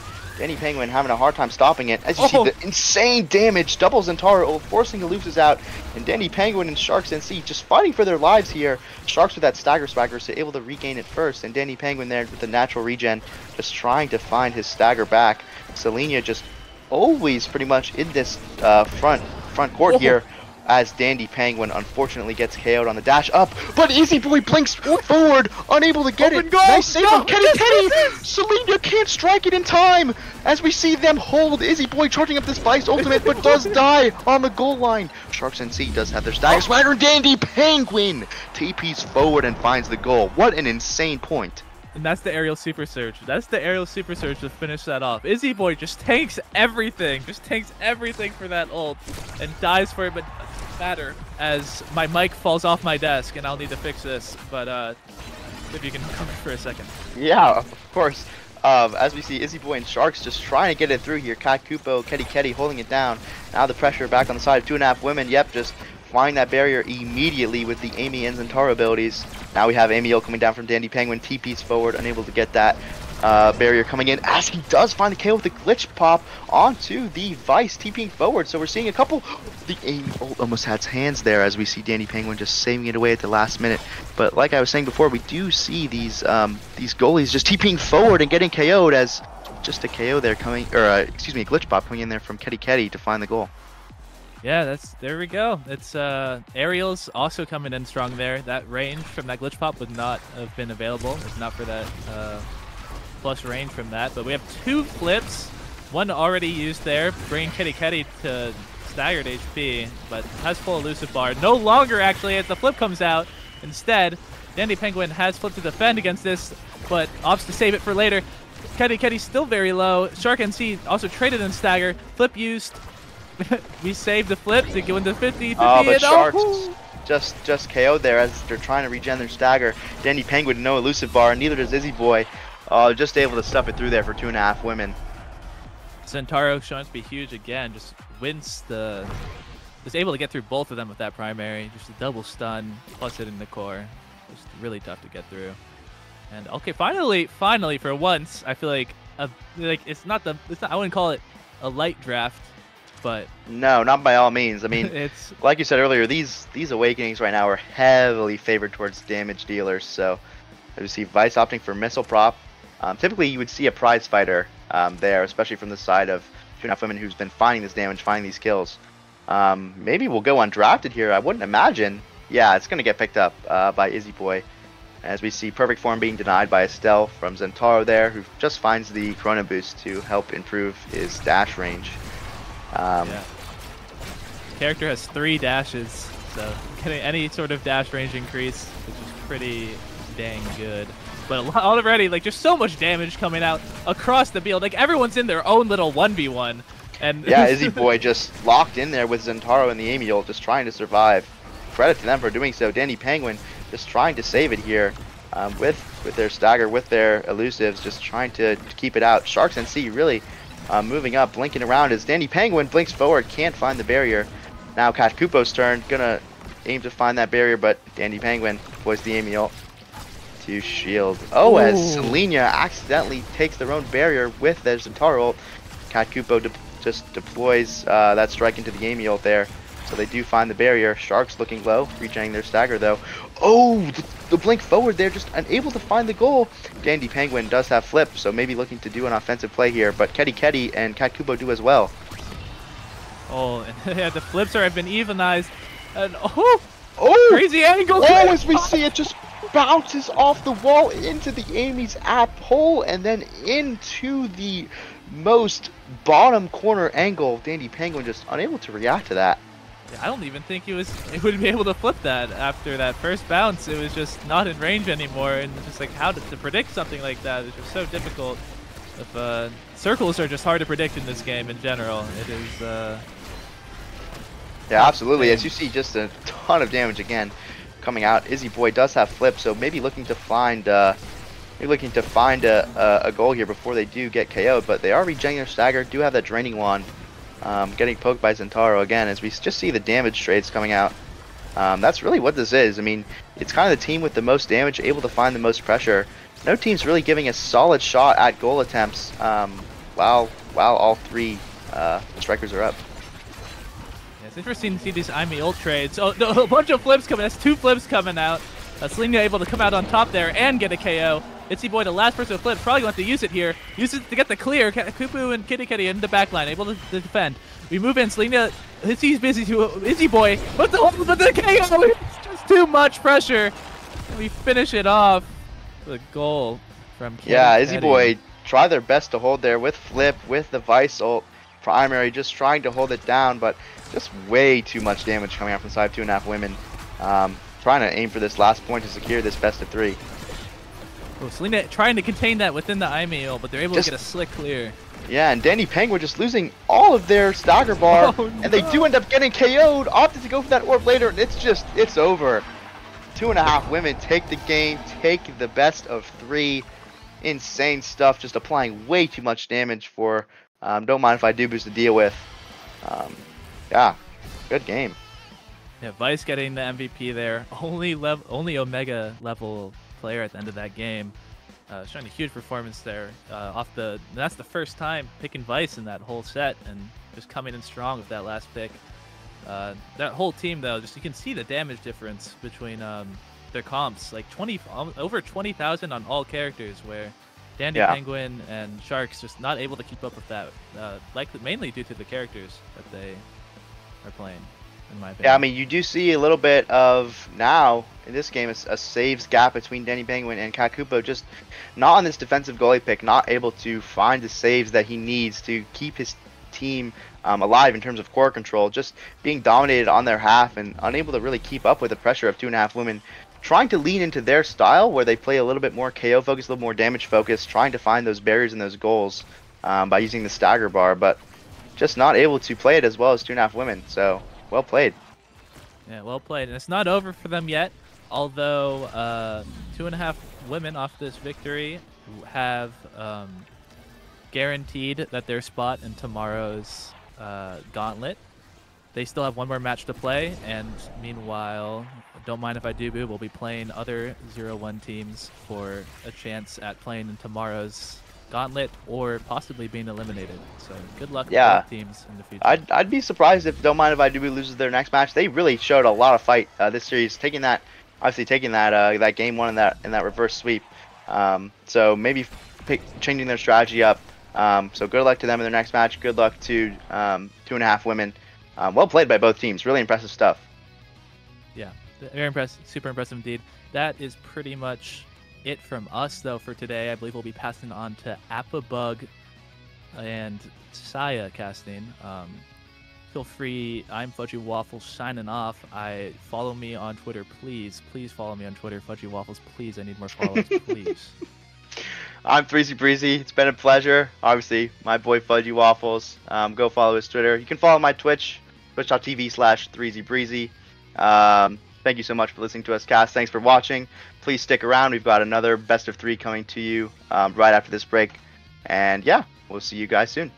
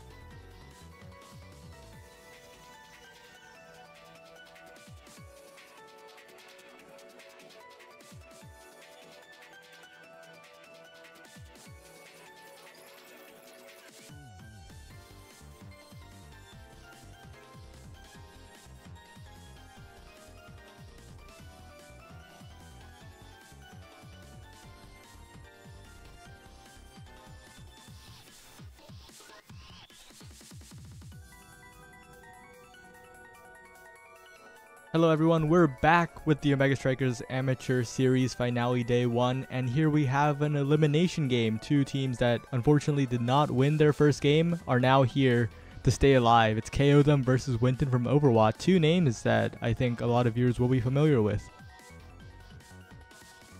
Yep, and they both sadly lost their previous game, but this is their elimination match, and if they win it, they're moving on to the next day. And from KO Them, they qualified through week 1, but they lost to Reverse Sweep in their previous match. And Winton is a frequent participant of many tournaments such as previous OSAS and even Big Fish Friday and Primetime Tuesday. Yeah, both Winton definitely a team that you see in not just the amateur series, but also brave enough to enter the normal tournaments as well.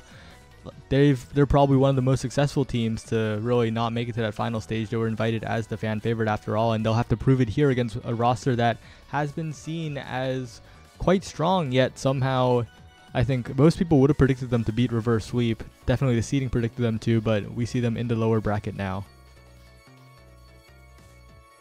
I'm looking forward to a good match between these teams. I think that both teams are going to be fighting for their lives as this is their elimination round, but you know, a win goes a long way here, so yeah, definitely hopefully we get a good series. And what do you think about like the maps? Because Game is definitely a player that's been pretty known in high elo lobbies as a pretty solid IME player, pretty solid Juno player. Surprisingly so even. I think a lot of players usually expect a player of their rank to be a little bit of a hindrance, but Game has really stepped up. On the other side, Mike Mark recently went from being stuck in low diamond all the way to high diamond, and I'm not even sure, maybe even further, I'm not sure, but definitely that huge shoot up in rank could make a difference here. Yep, in fact, we even saw in the previous games that Mike Mark, who's previously known as mostly a Dubu player with over 370 games on it, was actually pulled out the Asher in both games that they played. So I'm hoping to see perhaps maybe even other picks that we don't even know about. And Game picked out the IME, as was previously mentioned by Saya. And it looks like our game is just about to begin. Aten City. And what do you have to say about this map? What picks do you think will come out that are different from usual? I think the big thing to talk about is that the Dubu of Mike Mart will be pretty weak on this map, relatively speaking. Yeah, but like, I think that we're going to likely see perhaps more of the midfielder type characters. For example, Vampire's Estelle might come out here unless it is banned, which it is actually. So it seems they did their homework. And it looks like the Rasmus pick is going to come out, which is quite interesting pick that I actually did not see that much of previously, but it is his third most played in competitive. So perhaps there's some practice on it. Yeah, and the usual Juliet coming out from Count Swagula, I think a little bit of a question mark on Aten City, a map where you kind of have to get in position. You take a lot of damage while trying to get into position, especially if your opponent has a Vice in the pocket. But Juno Rune, that's a lot of core control for KO them. And I think on a wide open map, they'll have the advantage. We're heading into game and we'll see how it goes. Oh. Yep. Carly does play that as their second most picked character after Kai. Kai was banned, so it's the Rune. Yeah, and Rune definitely very interesting on this map because you can set the pillars in the corners, Carly acting proactively, but wow, wait, Count Swaggo already off the map. Yeah, I'm not sure what happened. That was before we even had anything to say. Looks like Count Swaggo is back on the map, but almost dead again. Like, the damage is coming out. But it looks like the core control is actually favorable, though, for Winton, but Game is hammering at this barrier and is going to pick it up here. Yeah, the Winton's just consistently getting good strikes in, passing to the teammates. Vamp targets the top barrier, which is wide open, and a great dashman from Count Swagger will take the first goal. The offense from KO them was good in that one moment, but consistent passing, consistent strikes have been on the side of Winton so far. Yes, very, very, very nice fiery fist coming off the flying Phoenix there.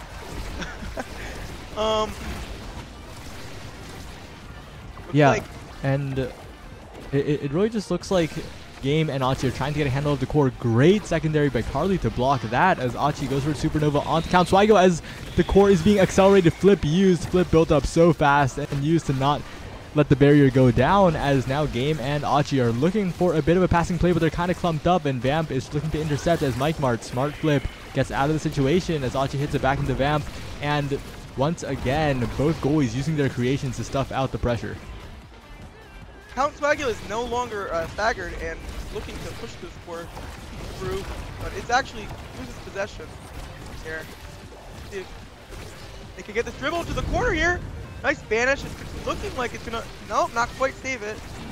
Yeah, it was a great save, but great follow-up by Count Swagula, ready for the banish release timing as Game looking for a bit of a strike, but Juno's a little small, goes for the slime. The core's moving so fast. Carly managing to get the save, not getting scored on there. The slime from Game, and that is an equalization from KO them. That's the type of gameplay we expect, especially in these overtime moments. The hotshot star Juno, the signature pick of Game since the beta, is really going to take over.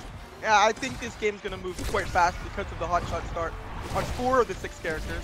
So we're gonna have a lot of fast moving cores. So let's see if these goalies are up to the task of saving. The reaction speed will definitely be put on the test here. Yeah, reaction speed test for Mike Mart as well. Missed the strike there. But Carly and Achi need to get past an angry Count Swagio who immediately equalizes the barrier. Vamp sends it down. It's a little scary. Carly does have Pillar to get it out of there, but Mike Mart just passes it back in. The offense continues as they get around Game as well. Carly getting it past once again, but Count Swagio receiving the pass. Flip missed from Achi as Count Swagio is always there with the dash punch, it seems. Great play by Winton. Very good positioning. If you can see Swagula actually sitting almost in that corner for, you know, a good of 10 seconds. Waiting for that score, having full faith in Vamp to get him the rock, and that's what happened. Yeah, and Vamp is playing this midfielder role quite well, is using the hook generally for core control. This time goes for a little bit of a cheeky pull, unable to do so this time, but Mike Mart knows there's no reason to strike it early, can just stall it until Game approaches and pass it to Count Swagio. A good flip by Carly to stop the pressure, but the momentum is on the side of KO them as they get a double banish. Stagger bars are looking low, but more importantly, they were halted for a bit as Flip is forced out from Count Swagio. Just waits it out and passes to Vamp, looking for the barrier, barely does not get it as Vamp eats so much damage, but as KO them gets the barrier, there's not able to confirm the kills. Game timed it perfectly to pick up that barrier and looking for this goal here too. Yeah, and what a good flip from Mike. Game was looking for the full goal there, but instead it is a goal for Winton as they managed to break the tempo of KO them and figure it out for a 3-1 first set. And now we're going to be seeing some interesting awakening drafts because both teams actually want very different awakenings, right? There's the double brawler characters on Winton, which is quite different from the almost double midfielder or triple midfielder type characters on KO them. So we're seeing the primetime pickup from the Rune, the prize fighter pickup from the Juliet, which is not something that obviously probably be picked up from a Juno or a Rune, obviously. Yeah, and important pickup is that Orb Ponder. It is Authenticity after all. Mike Mart prioritizing the orb smartly. It's probably the biggest win condition on this map. But Carly does have the prime time, so that Rune will be so much better at defending, at setting up those pillars in the midfield, and even the KOs if any of Winton is caught near the edges. But right now, Carly forced to defend as the core barely does not hit the barrier, and that barrier stays up for the time being. Great pillars coming out from Carly, but they're still finite even with the prime time as Count Swagula is low. Vamp just walks up, strikes the barrier, and now one good pass to Vamp could mean the goal here, but a great shot from Game means the barrier is taken, and they're just doing more passing plays, trying to get a slime dribble down. Achi hitting both of them with the primary from the Vice, looking for a little bit of damage, looking for the pressure here. Achi self-passing a little bit, but pulled back by Vamp, who's looking for the core control. Carly ahead of the play, though, but isn't fast enough to reach the core. What a shot by Vamp. Yeah, that was very, very nice on spacing as well, because it's just not quite possible for Carly to reach that core from her position. Yeah, and that's the slight problem with playing a pick like Rune, right? Carly looks so strong when she's able to get those pillars down, to hold it down, but when the goal is open and there are no cooldowns up, Vamp with a good strike can just end it.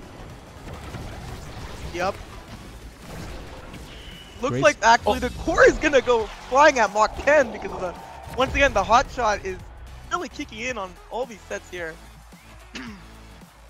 Yeah, the hot shot's kicking in, especially on the Rune and the Juno. The Rune, as we saw there, which does make Harley a scoring threat even from the backline. This huge barrier, not very compatible with Dubu. Great flip by Achi getting the barrier, but it's returned on the other side. And now both teams have to be very careful here. The Slimes are approaching from game, trying to get a cheeky snipe in, unable to do so. Almost scores on the bottom side with Achi's primary, but instead MikeMart will be forced to defend, and that strike directly to game. Game capitalizing on that one. MikeMart in such a sticky situation with the Slimes and the players all on top of him. Yeah, it's looking like MikeMart really needs to hit his 10 orbs in order to start like fully utilizing the cooldowns off of almost zero cooldowns. Once again, hot shot is plus orb ponder is gonna basically mean there's gonna be no cooldowns on this character. But you know, it matters how you utilize, you know, your abilities in the first place as well, right? Yeah, and on that note, we'll have to wonder if KO'Dom decides to invest, I guess, a point on just KOing MikeMart, because the orbs are just so strong on this map. But as I say, that game just wins with multiple strike wards in a row, gets the slime pass to himself, and that is the set over to KO'Dom, mirror image of the first one. Yeah, all of a sudden, like we're in a 1-on-1 situation where both teams are actually looking quite even. We're gonna see who can pull ahead here, and quite some interesting choices here. Looks like I wonder if Juno's gonna, yeah, she's gonna take the glass cannon from away, of course the extra special. Yeah, and that's such a good takeaway, because right now what the Dubu is lacking isn't cooldowns, it's speed. And by denying that glass cannon, even though the Dubu gets extra special, you already expect 20 million walls because of the Ponderer anyway, so it's not that big of a difference, but you could still hit around the Dubu if the Dubu is that slow lumbering hamster. Once again, it's going to come down to, you know, not if you have cooldowns, but if you can utilize your cooldowns properly. Because the cooldowns are there, it's just, you know, the abilities, you know, have to be utilized in a manner to actually protect your goal. They say that kill is going to go through for Count Swagula on game. Yeah, and that's a slight issue for this comp of KO'Dom, as Achi is the one almost getting taken out. You have to be so careful because the double brawlers will take you out near the edges. Game taken out once again, has to be so careful, but 2 KOs already, and it's a miracle how KO'Dom is still staying alive here. The passing play starting from Count Swagula and Carly, and that punch is enough to get the goal. Right, to the top corner once again. Looks like a favorite spot, perhaps. But I think that, for the most part, we've noticed that there's a lot more core control on this KO'Dom team, but whenever it gets past them, the opportunities are being very well used by Winton to actually score on their few opportunities. Just like that, Achi hits a nice core flip bottom. Yeah, that's the win condition for KO'Dom, right? They just need to get those goals, get them fast, because they have the capability to do so. They have the fast projectiles, they have the slimes, they can overwhelm MikeMart and hit it around him because he is that slow Dubu still. So right now they just need to get out of the defensive part of the game, switch to the offense as fast as possible, and those flips are so crucial in doing so.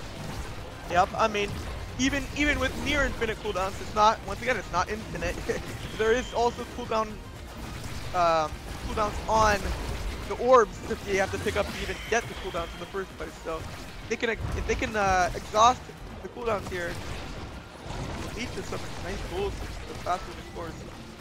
Yeah, but once again, Game outstriking MikeMart a little bit, but Vamp always that threat, looking for a bit of a strike with that Rasmus hook on the top side, but now that pillar serves as an obstacle for Winton as Carly defends with just a single creation. But once again, Game is taken off the map, and that has been the thorn in KO's side, really. This Game being taken out by this comp, because that Juno has been critical in their scoring opportunities.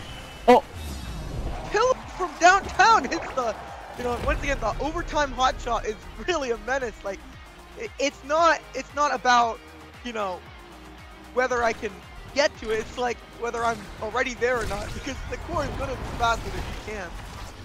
Yeah, and if Mike Mart isn't able to pick up any extra speed in the future sets, even this infinite cooldown, almost infinite cooldown Dubu won't be able to stand up against these flips, against these hotshot slimes and hotshot pillars. As right now, a game almost gets the goal with the slime. Achi unable to win the strike war there, but forces Mike Mart into a hard strike, and the great projectile from Achi takes the set. Another 3-1, and KO'Dom is looking like the strong team we were promised.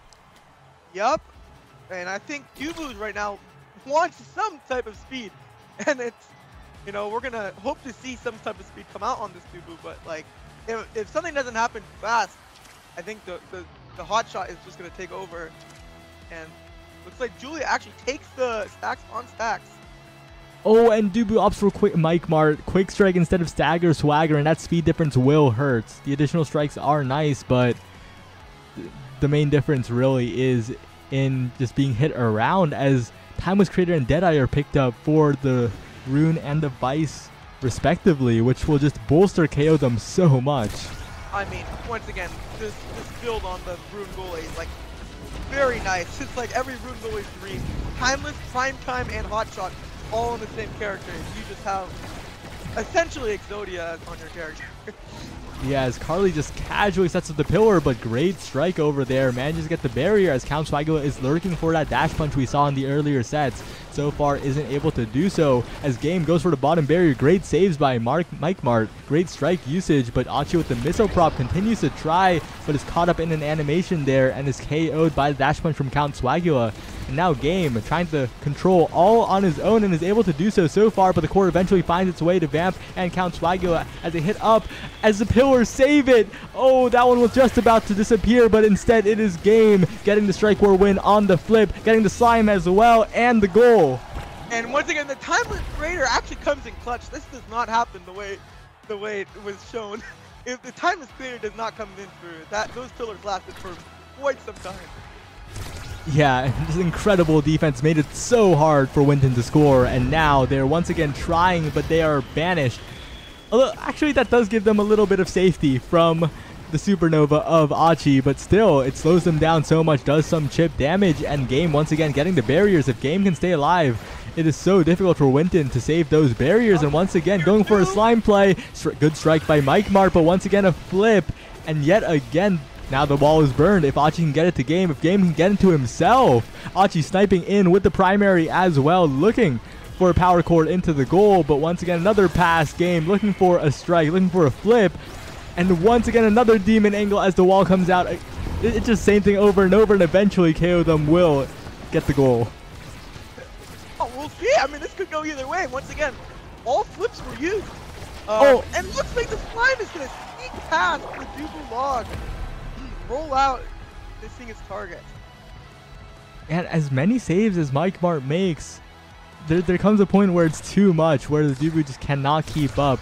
Probably should have used flip, but still was not expecting the Juno slime there, as this time Winton gets control early, is looking to clear this goal super fast, but they have to wait to flip out. That slime had so much presence on the slight bottom end of the goal. Game's caught here, but he actually avoids the dash punch right there. Yeah, and now Game is jumping in yet again.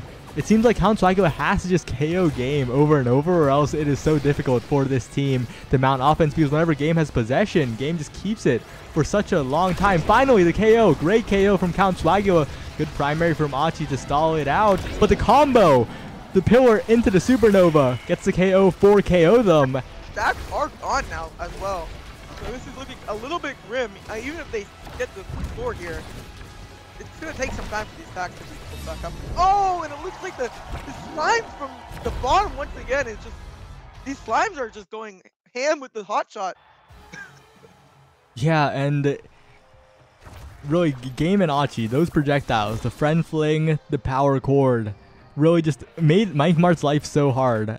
Just sniped all of the clears, sniped Mike Mart himself, and that is the first game to KO'Dom, which looked a little shaky at times for sure, but definitely it looked so clean near the end despite the KOs when KO'Dom were alive. That they were just so powerful with the core control. Yep. I think that the draft on KO'Dom was actually quite intelligent with the hotshot start into just fully doubling down on just midfield control. Game was actually just touching the core every single time and getting these barriers over and over again, despite the cooldowns. I think quite entertaining to watch. Hopefully we can see another match. Maybe there'll be a different strategy utilized by Winton, or perhaps we'll get a different map, which will force a different strategy as well from both teams. Yeah, we'll have to see. But so far, I think a little bit of an unlucky roll for Winden. I think the map and the Awakenings really favored the side of KO them in this one. Yep, and like we are in queue for the next match. Just about to start. As this map will be Atlas's Lab, which definitely favors Winton much more. They can play much more of that killing style, and that Juno will not be as great here. Yep, I mean, we just saw the last game. They did dominate the kills. It wasn't like KO them was actually quite even living up to the KO them name, but instead they just were not able to get midfield control on this large map. But the giant hole in the middle makes this map a lot smaller when it's there. So let's see if they can utilize these brawlers to actually perhaps pull out a win and bring us to game 3. Very intelligent ban from Winton. They banned away Game's Aimee, leaving him on the Juno, and the Juno definitely not the damage pick you want to see here, especially with no more Stinger, no more Infinite Stinger, that type of thing. So instead they'll just run back the same comp on this map. We'll see if it works out, because if there's like a creation size Awakening, Rune can cover the entire barrier with a pillar. Yep. It looks like they do actually opt for the Rune, as you stated, instead of the Kai, which was what you see a lot on a lot of Carly's gameplay. But see that if it is the correct play or not. Yeah, and interestingly, Mike Mart, a bit of a hater of dash range on Dubu, makes you look a little foolish, opts for the 1-2 punch instead of the chrono boost. Definitely a bit of a trade-off to be made there, but importantly, chrono boost and 1-2 punch. 1-2 punch especially mean that Game will have to be extra careful around those edges because Count Swagula is lurking. Yep, I mean even Mike Mark is definitely a threat in the kill department if you're close to the edge and he's defending a barrier, because Dubu hurts. Yeah, especially if he gets cast to last or something. It does the roll into log or roll into wall, but right now what they need to be worried about is Achi winning the Strike Wars, blinking in, getting the Strike War win on Mike Mark for the first goal. We have to remember that Mike Mark does not have the infinite cooldowns, essentially.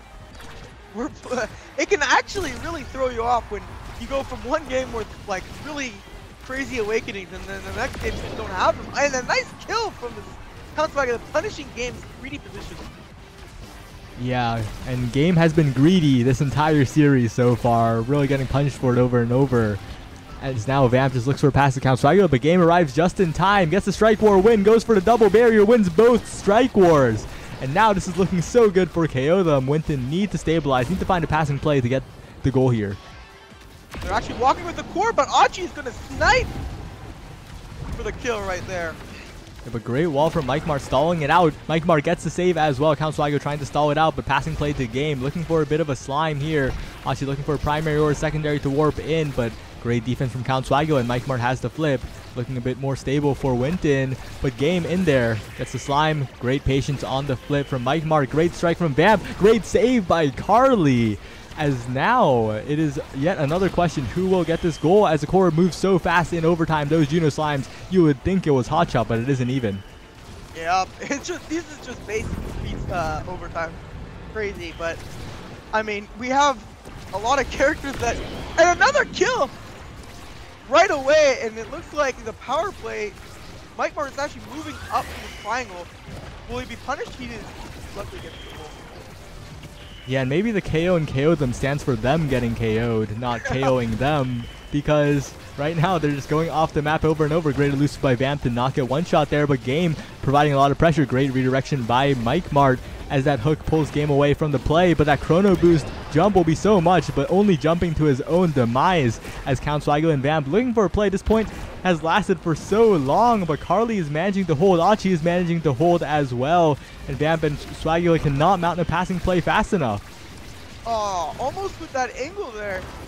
Nice strike for win though. Yeah, and great for Mike Mart to not be hesitant, because if you're hesitant against a Juno in that position, you're going to get hit by the slime.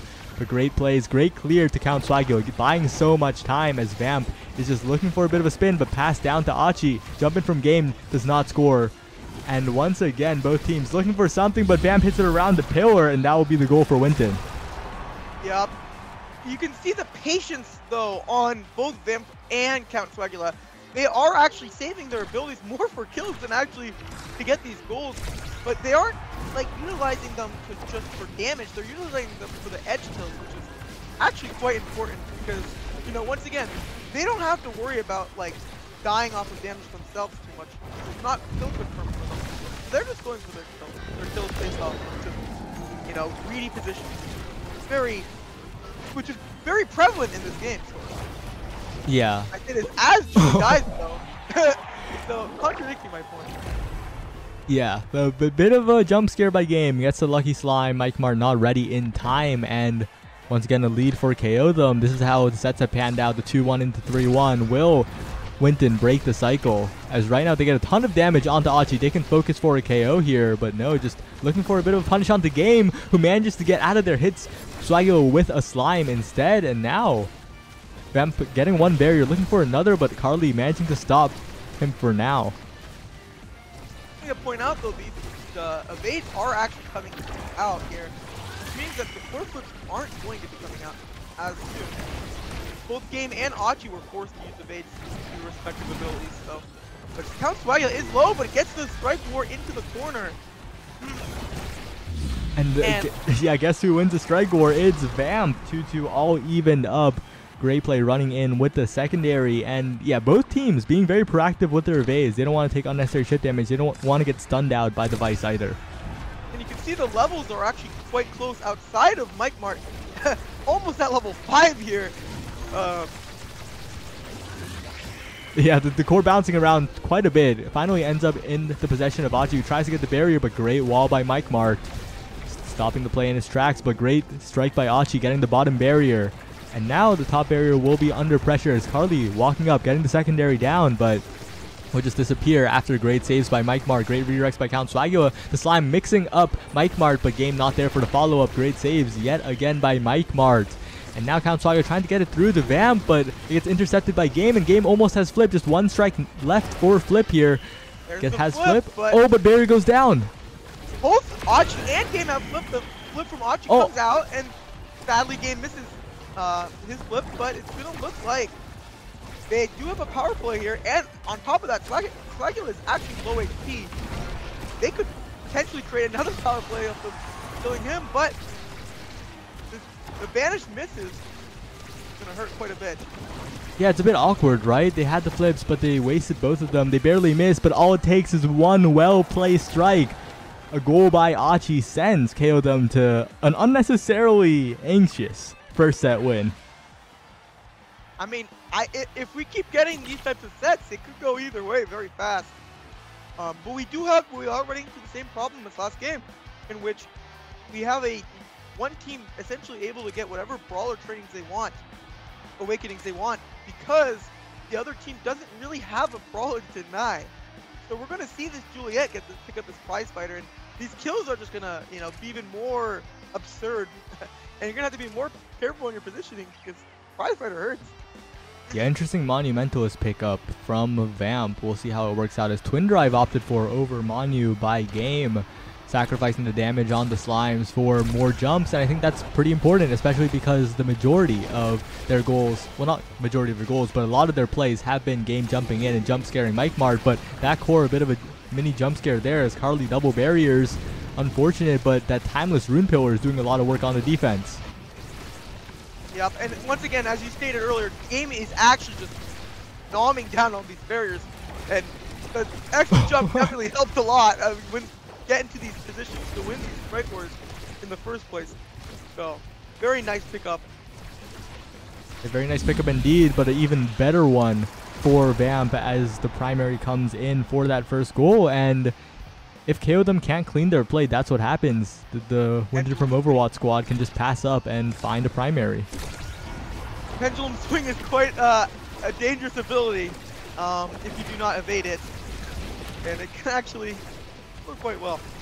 Yeah, it's quite long too. It can cover those clears. I know, right? As Mike Mart, just patient, hitting away from the slime, getting the bottom barrier for their troubles. Now Winton advancing, but Count Swaggo is a little bit low. Have to be careful. Game jumping in, but so far is struggling a little bit as Achi deflects the core flip as Game is taken out. And KO them are... They seem a little bit lost in terms of offense. It seems like Winton has adapted. They are keeping the core control. Yup. And like once again, these the Rune does not want to be on the defensive. This Rune wants to be setting up pillars for her forwards to actually get these barriers, but looking like the Rune is actually being forced onto the defensive, which is exactly what Winton wants here. Yeah, much less for Mike Mark to worry about, especially if you have a flip like that, can just ignore the slime completely. Now Achi looking for a strike war win, but the core sails past. Great play by Game. Swaggo not reacting in time. Great clear by Carly to not get caught by Vamp's primary like last time. Incredible adaptation after just one goal. And now Carly, oh, but the primary is too fast. Overtime takes over, and Count Swaggo gets the goal for Winton. There's a lot of reaction speed testing in these games. I mean, we just came off of a hot shot game, but you know the reaction speed still just isn't quite able to pick that one up. Yeah, and right now Achi trying to disrupt them, but Winton is holding strong. They're using their elusives well. They're making their defenses happen as Mike Mart gets a past Game, but finally the last strike is what will take the barrier. Now Game looking for a bit of a jump scare, but jump scared by Count Swagua instead, who is looking for the barrier after the KO, unable to, but a pass to Vamp. Pass away for Machi, importantly, who has the all-important flip, wasted. And now Winton need to get this power play going, but Game comes back just in time to save the barrier. Archie actually has a shot in the corner here. He's gonna dribble it, but unfortunately the rollout was not off the cooldown. Yeah, and now Vamp on the offense. Unfortunate pillar sends it back towards their own barrier.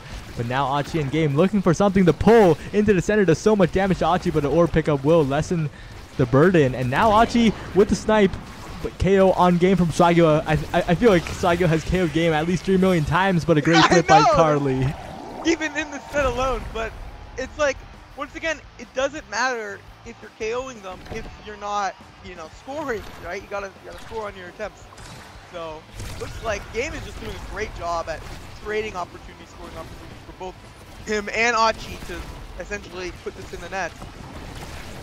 Yeah, and now more pressure from Game, using that vertical space so well. It's completely overwhelming Mike Mart in that vertical area with the slimes. Carly will lose the barrier, but that's fine as Achi self passes, goes for a bit of a save as Game mixes up Mike Mart, and suddenly it's 2-2. It looks so good for Winton. Yep, these long jumps from Chrono Boost on top of Twin Drive, it's just really hard to keep track of the cooldown as well. It forces essentially Mike Mart to be a lot more patient with every interaction possible, because you never know if Game is going to go flying from downtown to pick up these barriers. And now Game is getting even stronger, it feels like. Losing tons of health. Their team loses both barriers. Now it gets a little scary. Vamp looking for a play with the pendulum swing, unable to do so. And Achi defends with the supernova. As Vamp looking for a dribble, but it just gets sent backwards in Game. That's another opportunity, another attempt as Achi flips, but doesn't find its way into the goal. Vamp trying to advance with the secondary, with the primary, but it's not on target as Carly defending with 2 stacked pillars, double timeless in the building. Game looking for a slime. Mike Mart not risking anything, but it goes back up to Achi, who probably has a primary by now, looking to use it, but Vamp finally strike wars to alleviate the pressure. Once again, Count Swaggo picks up another kill. Will this actually lead to another goal, or will Game just come back up again? Count Swaggo looking for a bit of a mix-up. A great strike from Achi diffuses the special mix-up before it even happens in Game. Looking for the bottom edge, but Mike Mart wins the strike war. Gets out of the scary situation, but Game once again trying to jump scare Mike Mart. Unable to again. Mike Mart's going crazy. Another one comes out here. It's overtime too. It'll get even scarier as the round progresses. This all-important second set, 2-2. Game pulls it back with the slime, trying to get a play going, but Vamp is the one dribbling. And Carly, no! Not like this. Pillar into the own goal. That feels bad. It's something that I'm sure every Rune player has done in some time in their career, but it always feels bad when you do it. And we're gonna actually see some amazing pickups, awakening pickups for this Juliet. Exactly what you want to see. Size, built different. Exactly what you love.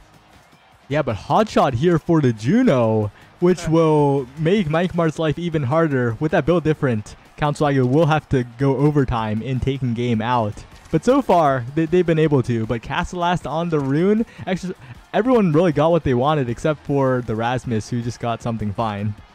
Yeah. I mean, honestly, this was one of those, everyone gets their best drafts, and we're just going to go into the next round. 1-1. Yeah, power levels have risen quite a bit, but my eyes are on the Mike Mart versus Game 1v1 as always, because that is such a game decider if Mike Mart can defend long enough against Game for Vamp and Swagula to find enough of an advantage. But this time, Game is going even faster. No hotshot effect necessary, just pure strike war wins, pure overwhelming with the slimes. Top barrier goes down, but that is just the top barrier as Game jumps in yet again. So much pressure onto Vamp. Game looking for the strike war, but great patience by Mike Mart. And now Achi lurking. That slime lurking as well, finally disappearing. Great defense from Vamp. Carly to Swagula. Vamp looking for that strike onto the bottom barrier, but no, it'll just go back to Mike Mart and Game, who is taken out by Swagula. Yeah, very good reaction. Because, you know, eventually you're going to get punished if you just keep jumping around the map. And luckily, Swagula was in position to get that punish. Yep, passing it up to Swagula because Vamp is down, but this is such a scary situation. Achi looking to win the strike war here. Great dash by Swagula to defuse the situation as the wall is back up. And Vamp respawns, but Game looking for a jump scare with the slime, and that's exactly what they'll get as Vamp, the hit up was not what he wanted, and Game gets the goal. And something to note, these cooldowns on Game are very short. The hot shot, but on top of that, Juno actually has the shortest, tied for the shortest secondary cooldown in the game. On top of already having Twin Drive. So hot shot is just another addition to like rapid fire Juno, and it looks like it doesn't matter if you have 0 cooldowns if you're dead. Yeah, Swagula have been so on point with dash punching Game. Game, a bit of an enjoyer of the borders of the map as he comes back yet again, looking once again for that jump scare onto Mike Mart. Has that extra long dash, probably has 2 charges by now. Setting up in that vertical space, but Mike Mart has adapted, is clearing outwards, is just using the wall, and Game is taken out yet again.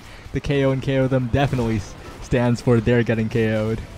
Yep. I mean, when you see them, when you see KO them in solo queue, a lot of times it's not because you're KOing them.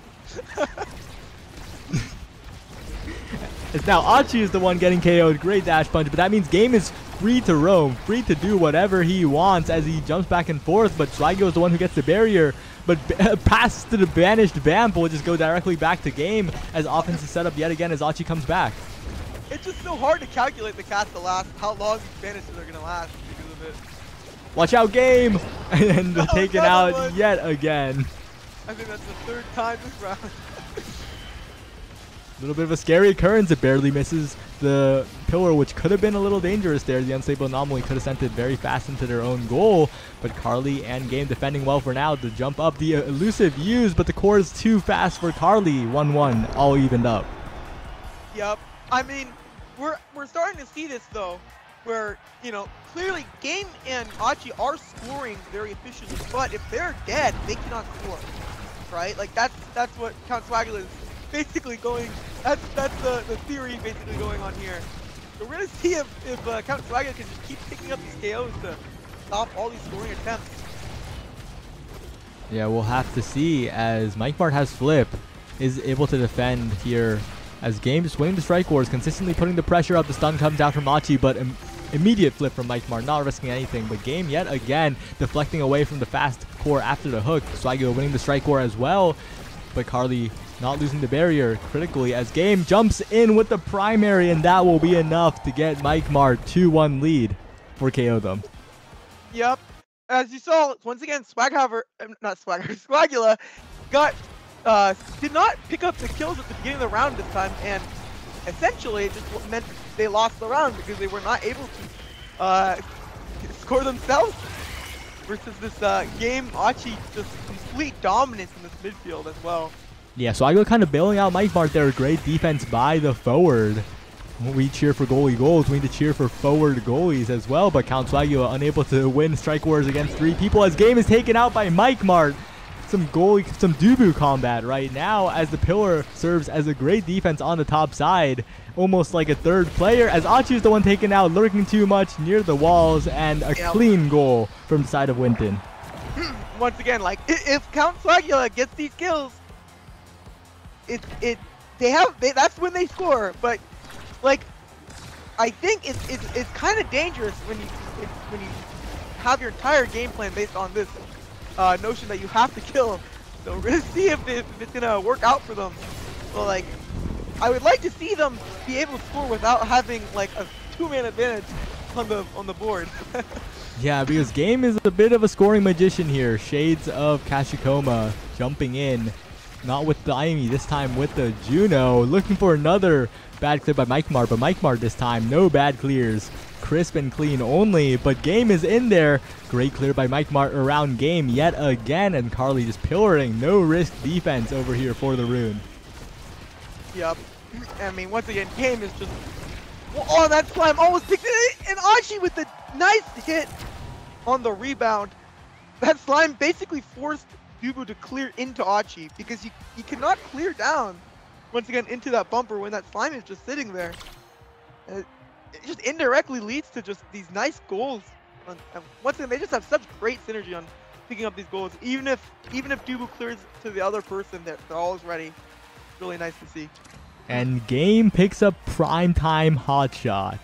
Twin drive. This is a very powerful Juno, and if that stacks on stacks Julie cannot get the KOs, I think we'll just completely take over the game, because you can't expect Mike Mart to deal with this super powered Juno alone.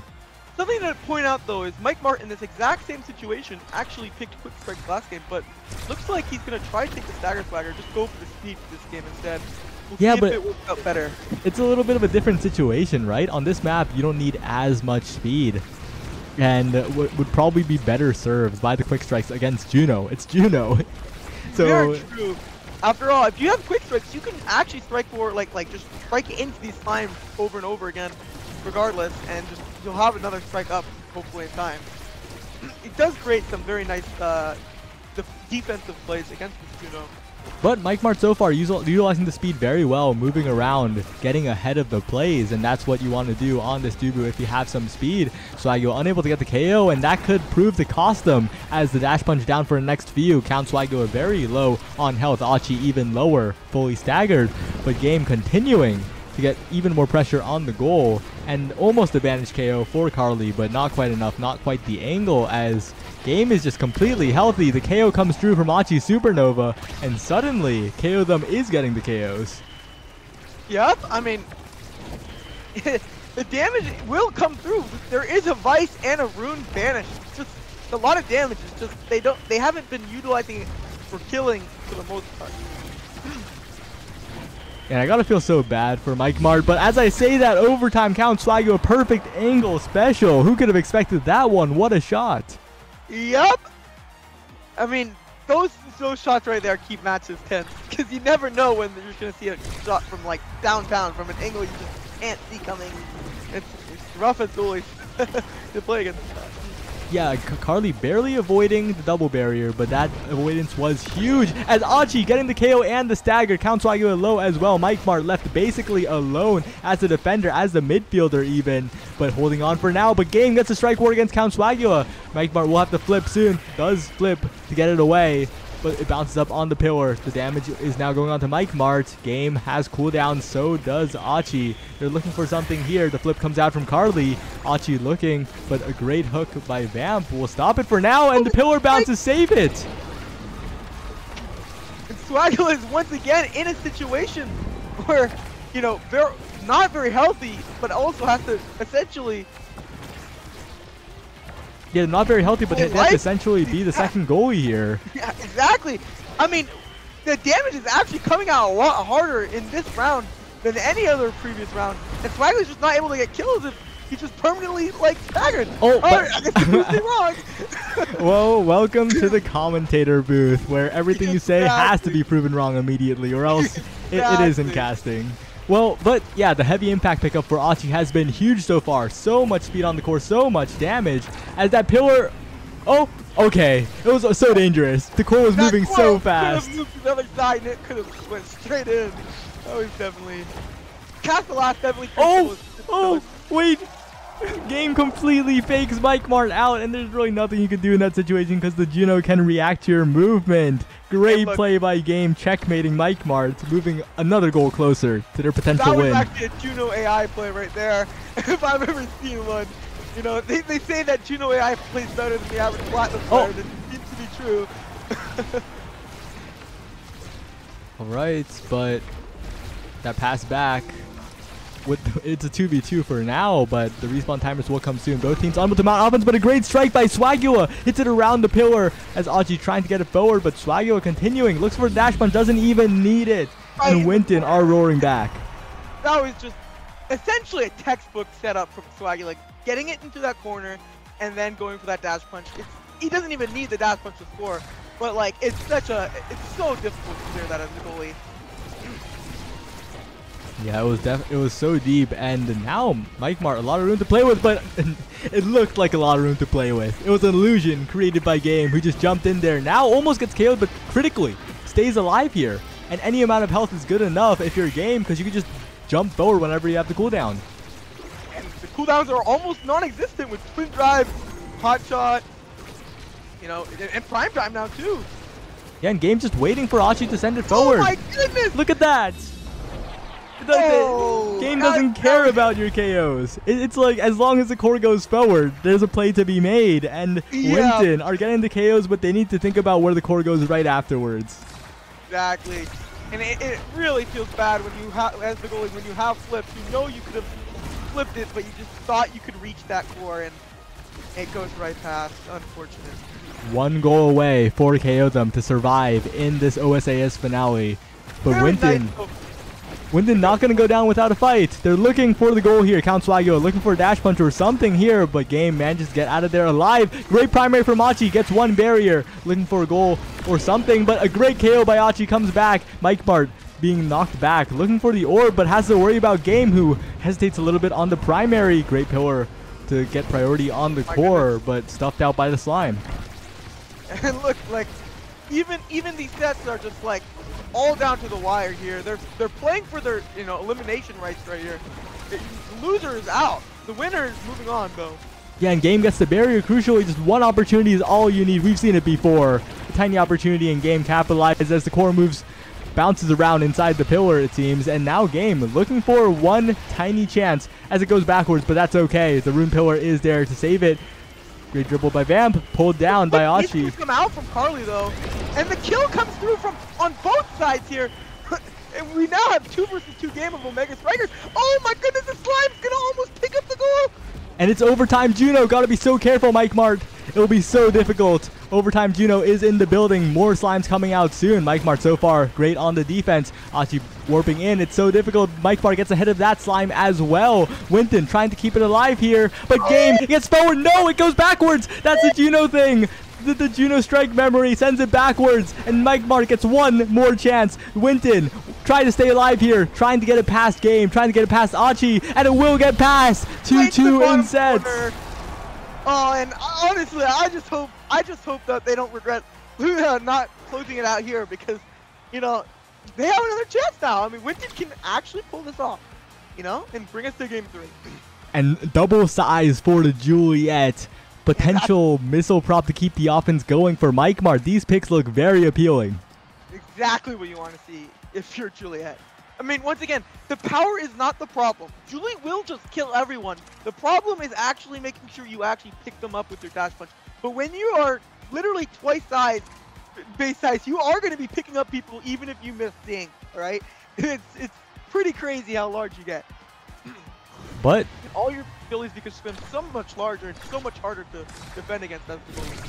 But an important thing is the side of KO'Dom has leaned a little bit into the energy to catalyst the Egoist to fire up on Vamp's Rasmus, but The fire up and egoist, sorry, the catalyst and the egoist will be quite useful, especially for a game who is getting in so many hits, getting hit so much as well. Will build up so much meter. Choose to elusive there as Carly managed to get out of that situation with the help of Achi, but Game jumping in yet again. Only one barrier left to take, and Game's presence is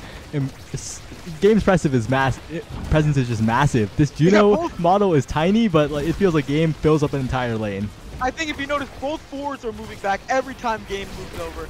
They know they cannot be caught on the other side of the map because Game will just hammer away on these barriers if left unattended. Yeah, and just like that, the slime is so clutch. Game looking for one. The hook is there, the combo, but Game slips out. Swagula moved down a little bit, and that was the problem, right? Yeah, once again, if Swagula actually is able to hold that ult, you cannot evade that anymore.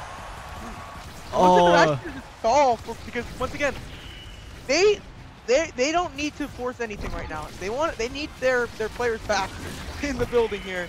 They're gonna force.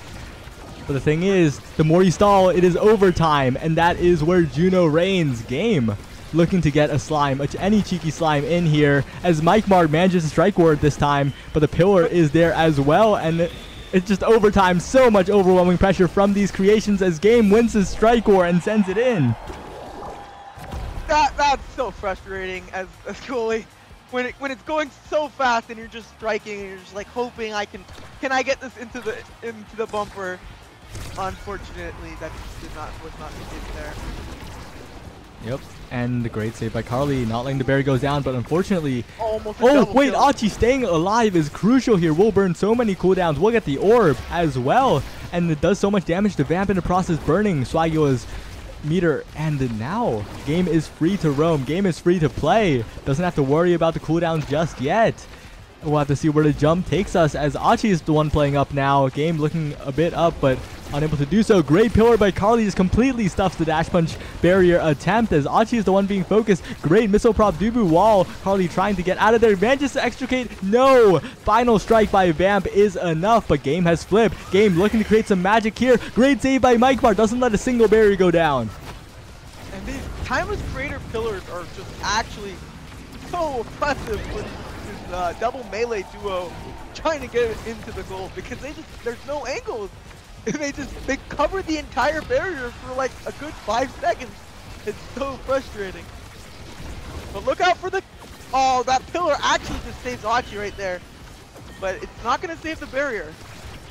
Yeah, Vamp looking for a very fast play with the hook, unable to do so this time. Vamp looking for a knockback here, but Carly gets the strike, and now Achi in Game. It is their turn to play. The cooldowns are burned. This attempt unable to do so from Game. It goes backwards so fast that Dubu wall was great from Mike Mart, but Mike Mart will have to defend yet again and again as Game jumps in.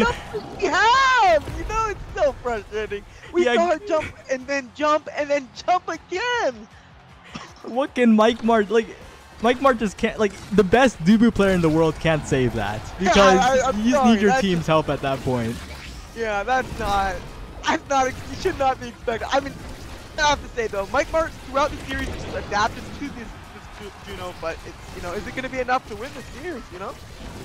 Yeah, great special uses by Swagula to defuse the pillar there, get the barrier, and Vamp looking for the strike in. Strikes missed by KO them, and that is fatal. And that is a spark of life for Winton. The pendulum swing right into the upper corner. That's been the story for most of these goals actually. For Winton, just these upper corner pendulum swings. And now, a bit of a play coming in from Swagula, using that size to win the strike wars, but the pillar has enough time to form, enough time to thrive. As this time, Game is in there yet again, getting the top barrier, looking for another, passes down to Achi, unable to get the strike. Strike almost wins the strike war against Swagula, almost takes Swagula out, but a great survival there. That is crucial, but double pillars, how are you supposed to get past that as melee characters? Double pillars, and they last for just so ridiculously long. Great save by Mike Mart though, not getting caught up by Game this time, but Carly wins the strike wars as well, but Game looking for a bit of a slime timing mix-up. No, Mike Mart blocks that as well, and Swagula waiting, patient, but the more you wait, the more jumps Game gets, can store 2 of them as well. It's just so scary. Yeah, honestly, the nerves are just coming out through all these players. Abilities are, you know, not quite landing exactly where they want to, but, you know, it just happens in these 10 sets. Like, you know, these set 5s are just... Watch out, Game is flip! Game is flipped, double jumped into flip. Great wall from Mike Mark to stop it. Nice. But now, wall is down. Mike Mark doesn't have that get out of jail free card. Game's jump will be coming up very, very shortly. And he will absolutely look for something here as Carly manages to get it forward. Game unable to get it here. Goes for slime redirect off Mark this time. Bam sends it backwards. Every time you see Game enter that box, every time you see Game jump, it's still alive and it's going to shoot it to the bottom corner to score. And that is it for Winton. KO them, prevail, they survive in the Osas Finale. Right, I don't know what that slime was named. Maybe it was named Game 2, but I mean, that slime won the game right there. Exactly, slime is best teammate. They KO Game, which took a dash punch, but they forgot about the slime. Exactly, guys cannot forget about the fourth teammate. Congratulations to KO them. It got close in the end. Winton almost brought it back, but Game just got everything. Like, Game got everything, Achi got everything, Carly got everything. Can I point out 67,000 damage? 67,000. that is a number you don't see very often. Achi was getting multiplayer supernovas over and over, forcing evades, forcing damage. I mean, once again, like, they did not lack damage. It was more that for the early rounds, it wasn't that they were lacking damage. They were just going for the goals every time. And Game was just capitalizing over and over again. I mean, even Game, though, near 40,000 damage. But, like, look at these redirects. It just tells the entire story on how this game went out. Game is just constantly keeping control and breaking these barriers. 126 shots. Yeah, and this damage difference is so painful because Winton were focusing on the KOs, got 20 KOs on Swagger alone. But look at the monstrous damage that was just gotten casually by KO them. Chip damage from Game was ridiculous. And Game is saying, my hands are trembling. I'm certain they are. My hands would be trembling too in any spot like that. Because, like, you know, these games that go to set 5, they're actually the most nerve-wracking. For not just the audience, but for the players too. That's for sure. Yeah, nerve-wracking indeed, but that, as we look at some replays back on that final game of today, all teams that have not gone 0-2 survive, but unfortunately Winton is one of the eliminated teams today. Yep, they were a fan favorite, and sadly they were not able to quite live up to what the fans hyped, but they definitely put on a valiant show and once at 20 kills. And then even in the previous game, they were pulling off kills left and right on Autumn City of all places. It's just like, you know, this team, if they just can clean up their shooting a little bit, they could be quite a menace. But they just, you know, they have a game plan in place. They just need to be able to a little bit more be able to execute a little bit better. And that last shot, once again, as we can just, you know, that last shot by Game, insane stuff. Yeah, really well played, and it feels kind of bad for Winton. Like, they matched up against a very erratic matchup. KO them, this iteration of KO them is not a traditional team of Omega Strikers. Like, this is not something that you would see normally, but they prevailed with it. All the more power to them, and they move on to day 2, which is quite huge. It's so hard once you drop from like that safe spot where you're 0-0 down to the 0-1 where one loss takes you out. But congrats to all the teams who were in that situation and managed to clutch up.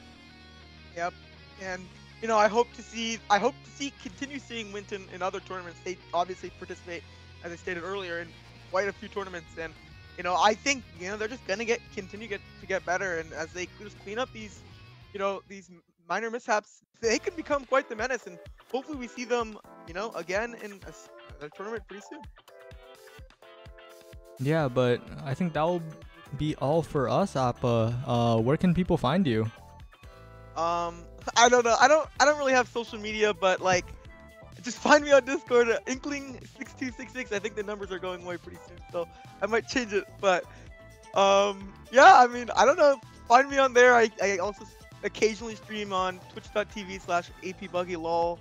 But you know, once again, occasionally, so it's not somewhere you can find me very often.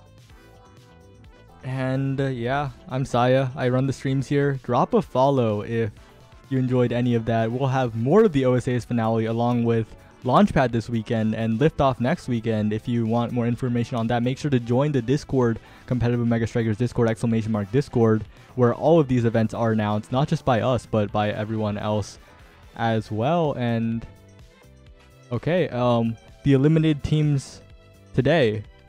Moment of silence to Winton, Shrimp Posture, Team 13, Cursed Gaming, Titan Dragonblade, and Happy Little Accidents.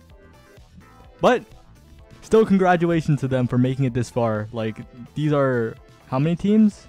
1, 2, 4, 6, 7. These are 24 teams out of like 260 something, I recall. So even making it to this Osas Finale is like an incredible job. Like, you had to be in like the very top. Yep.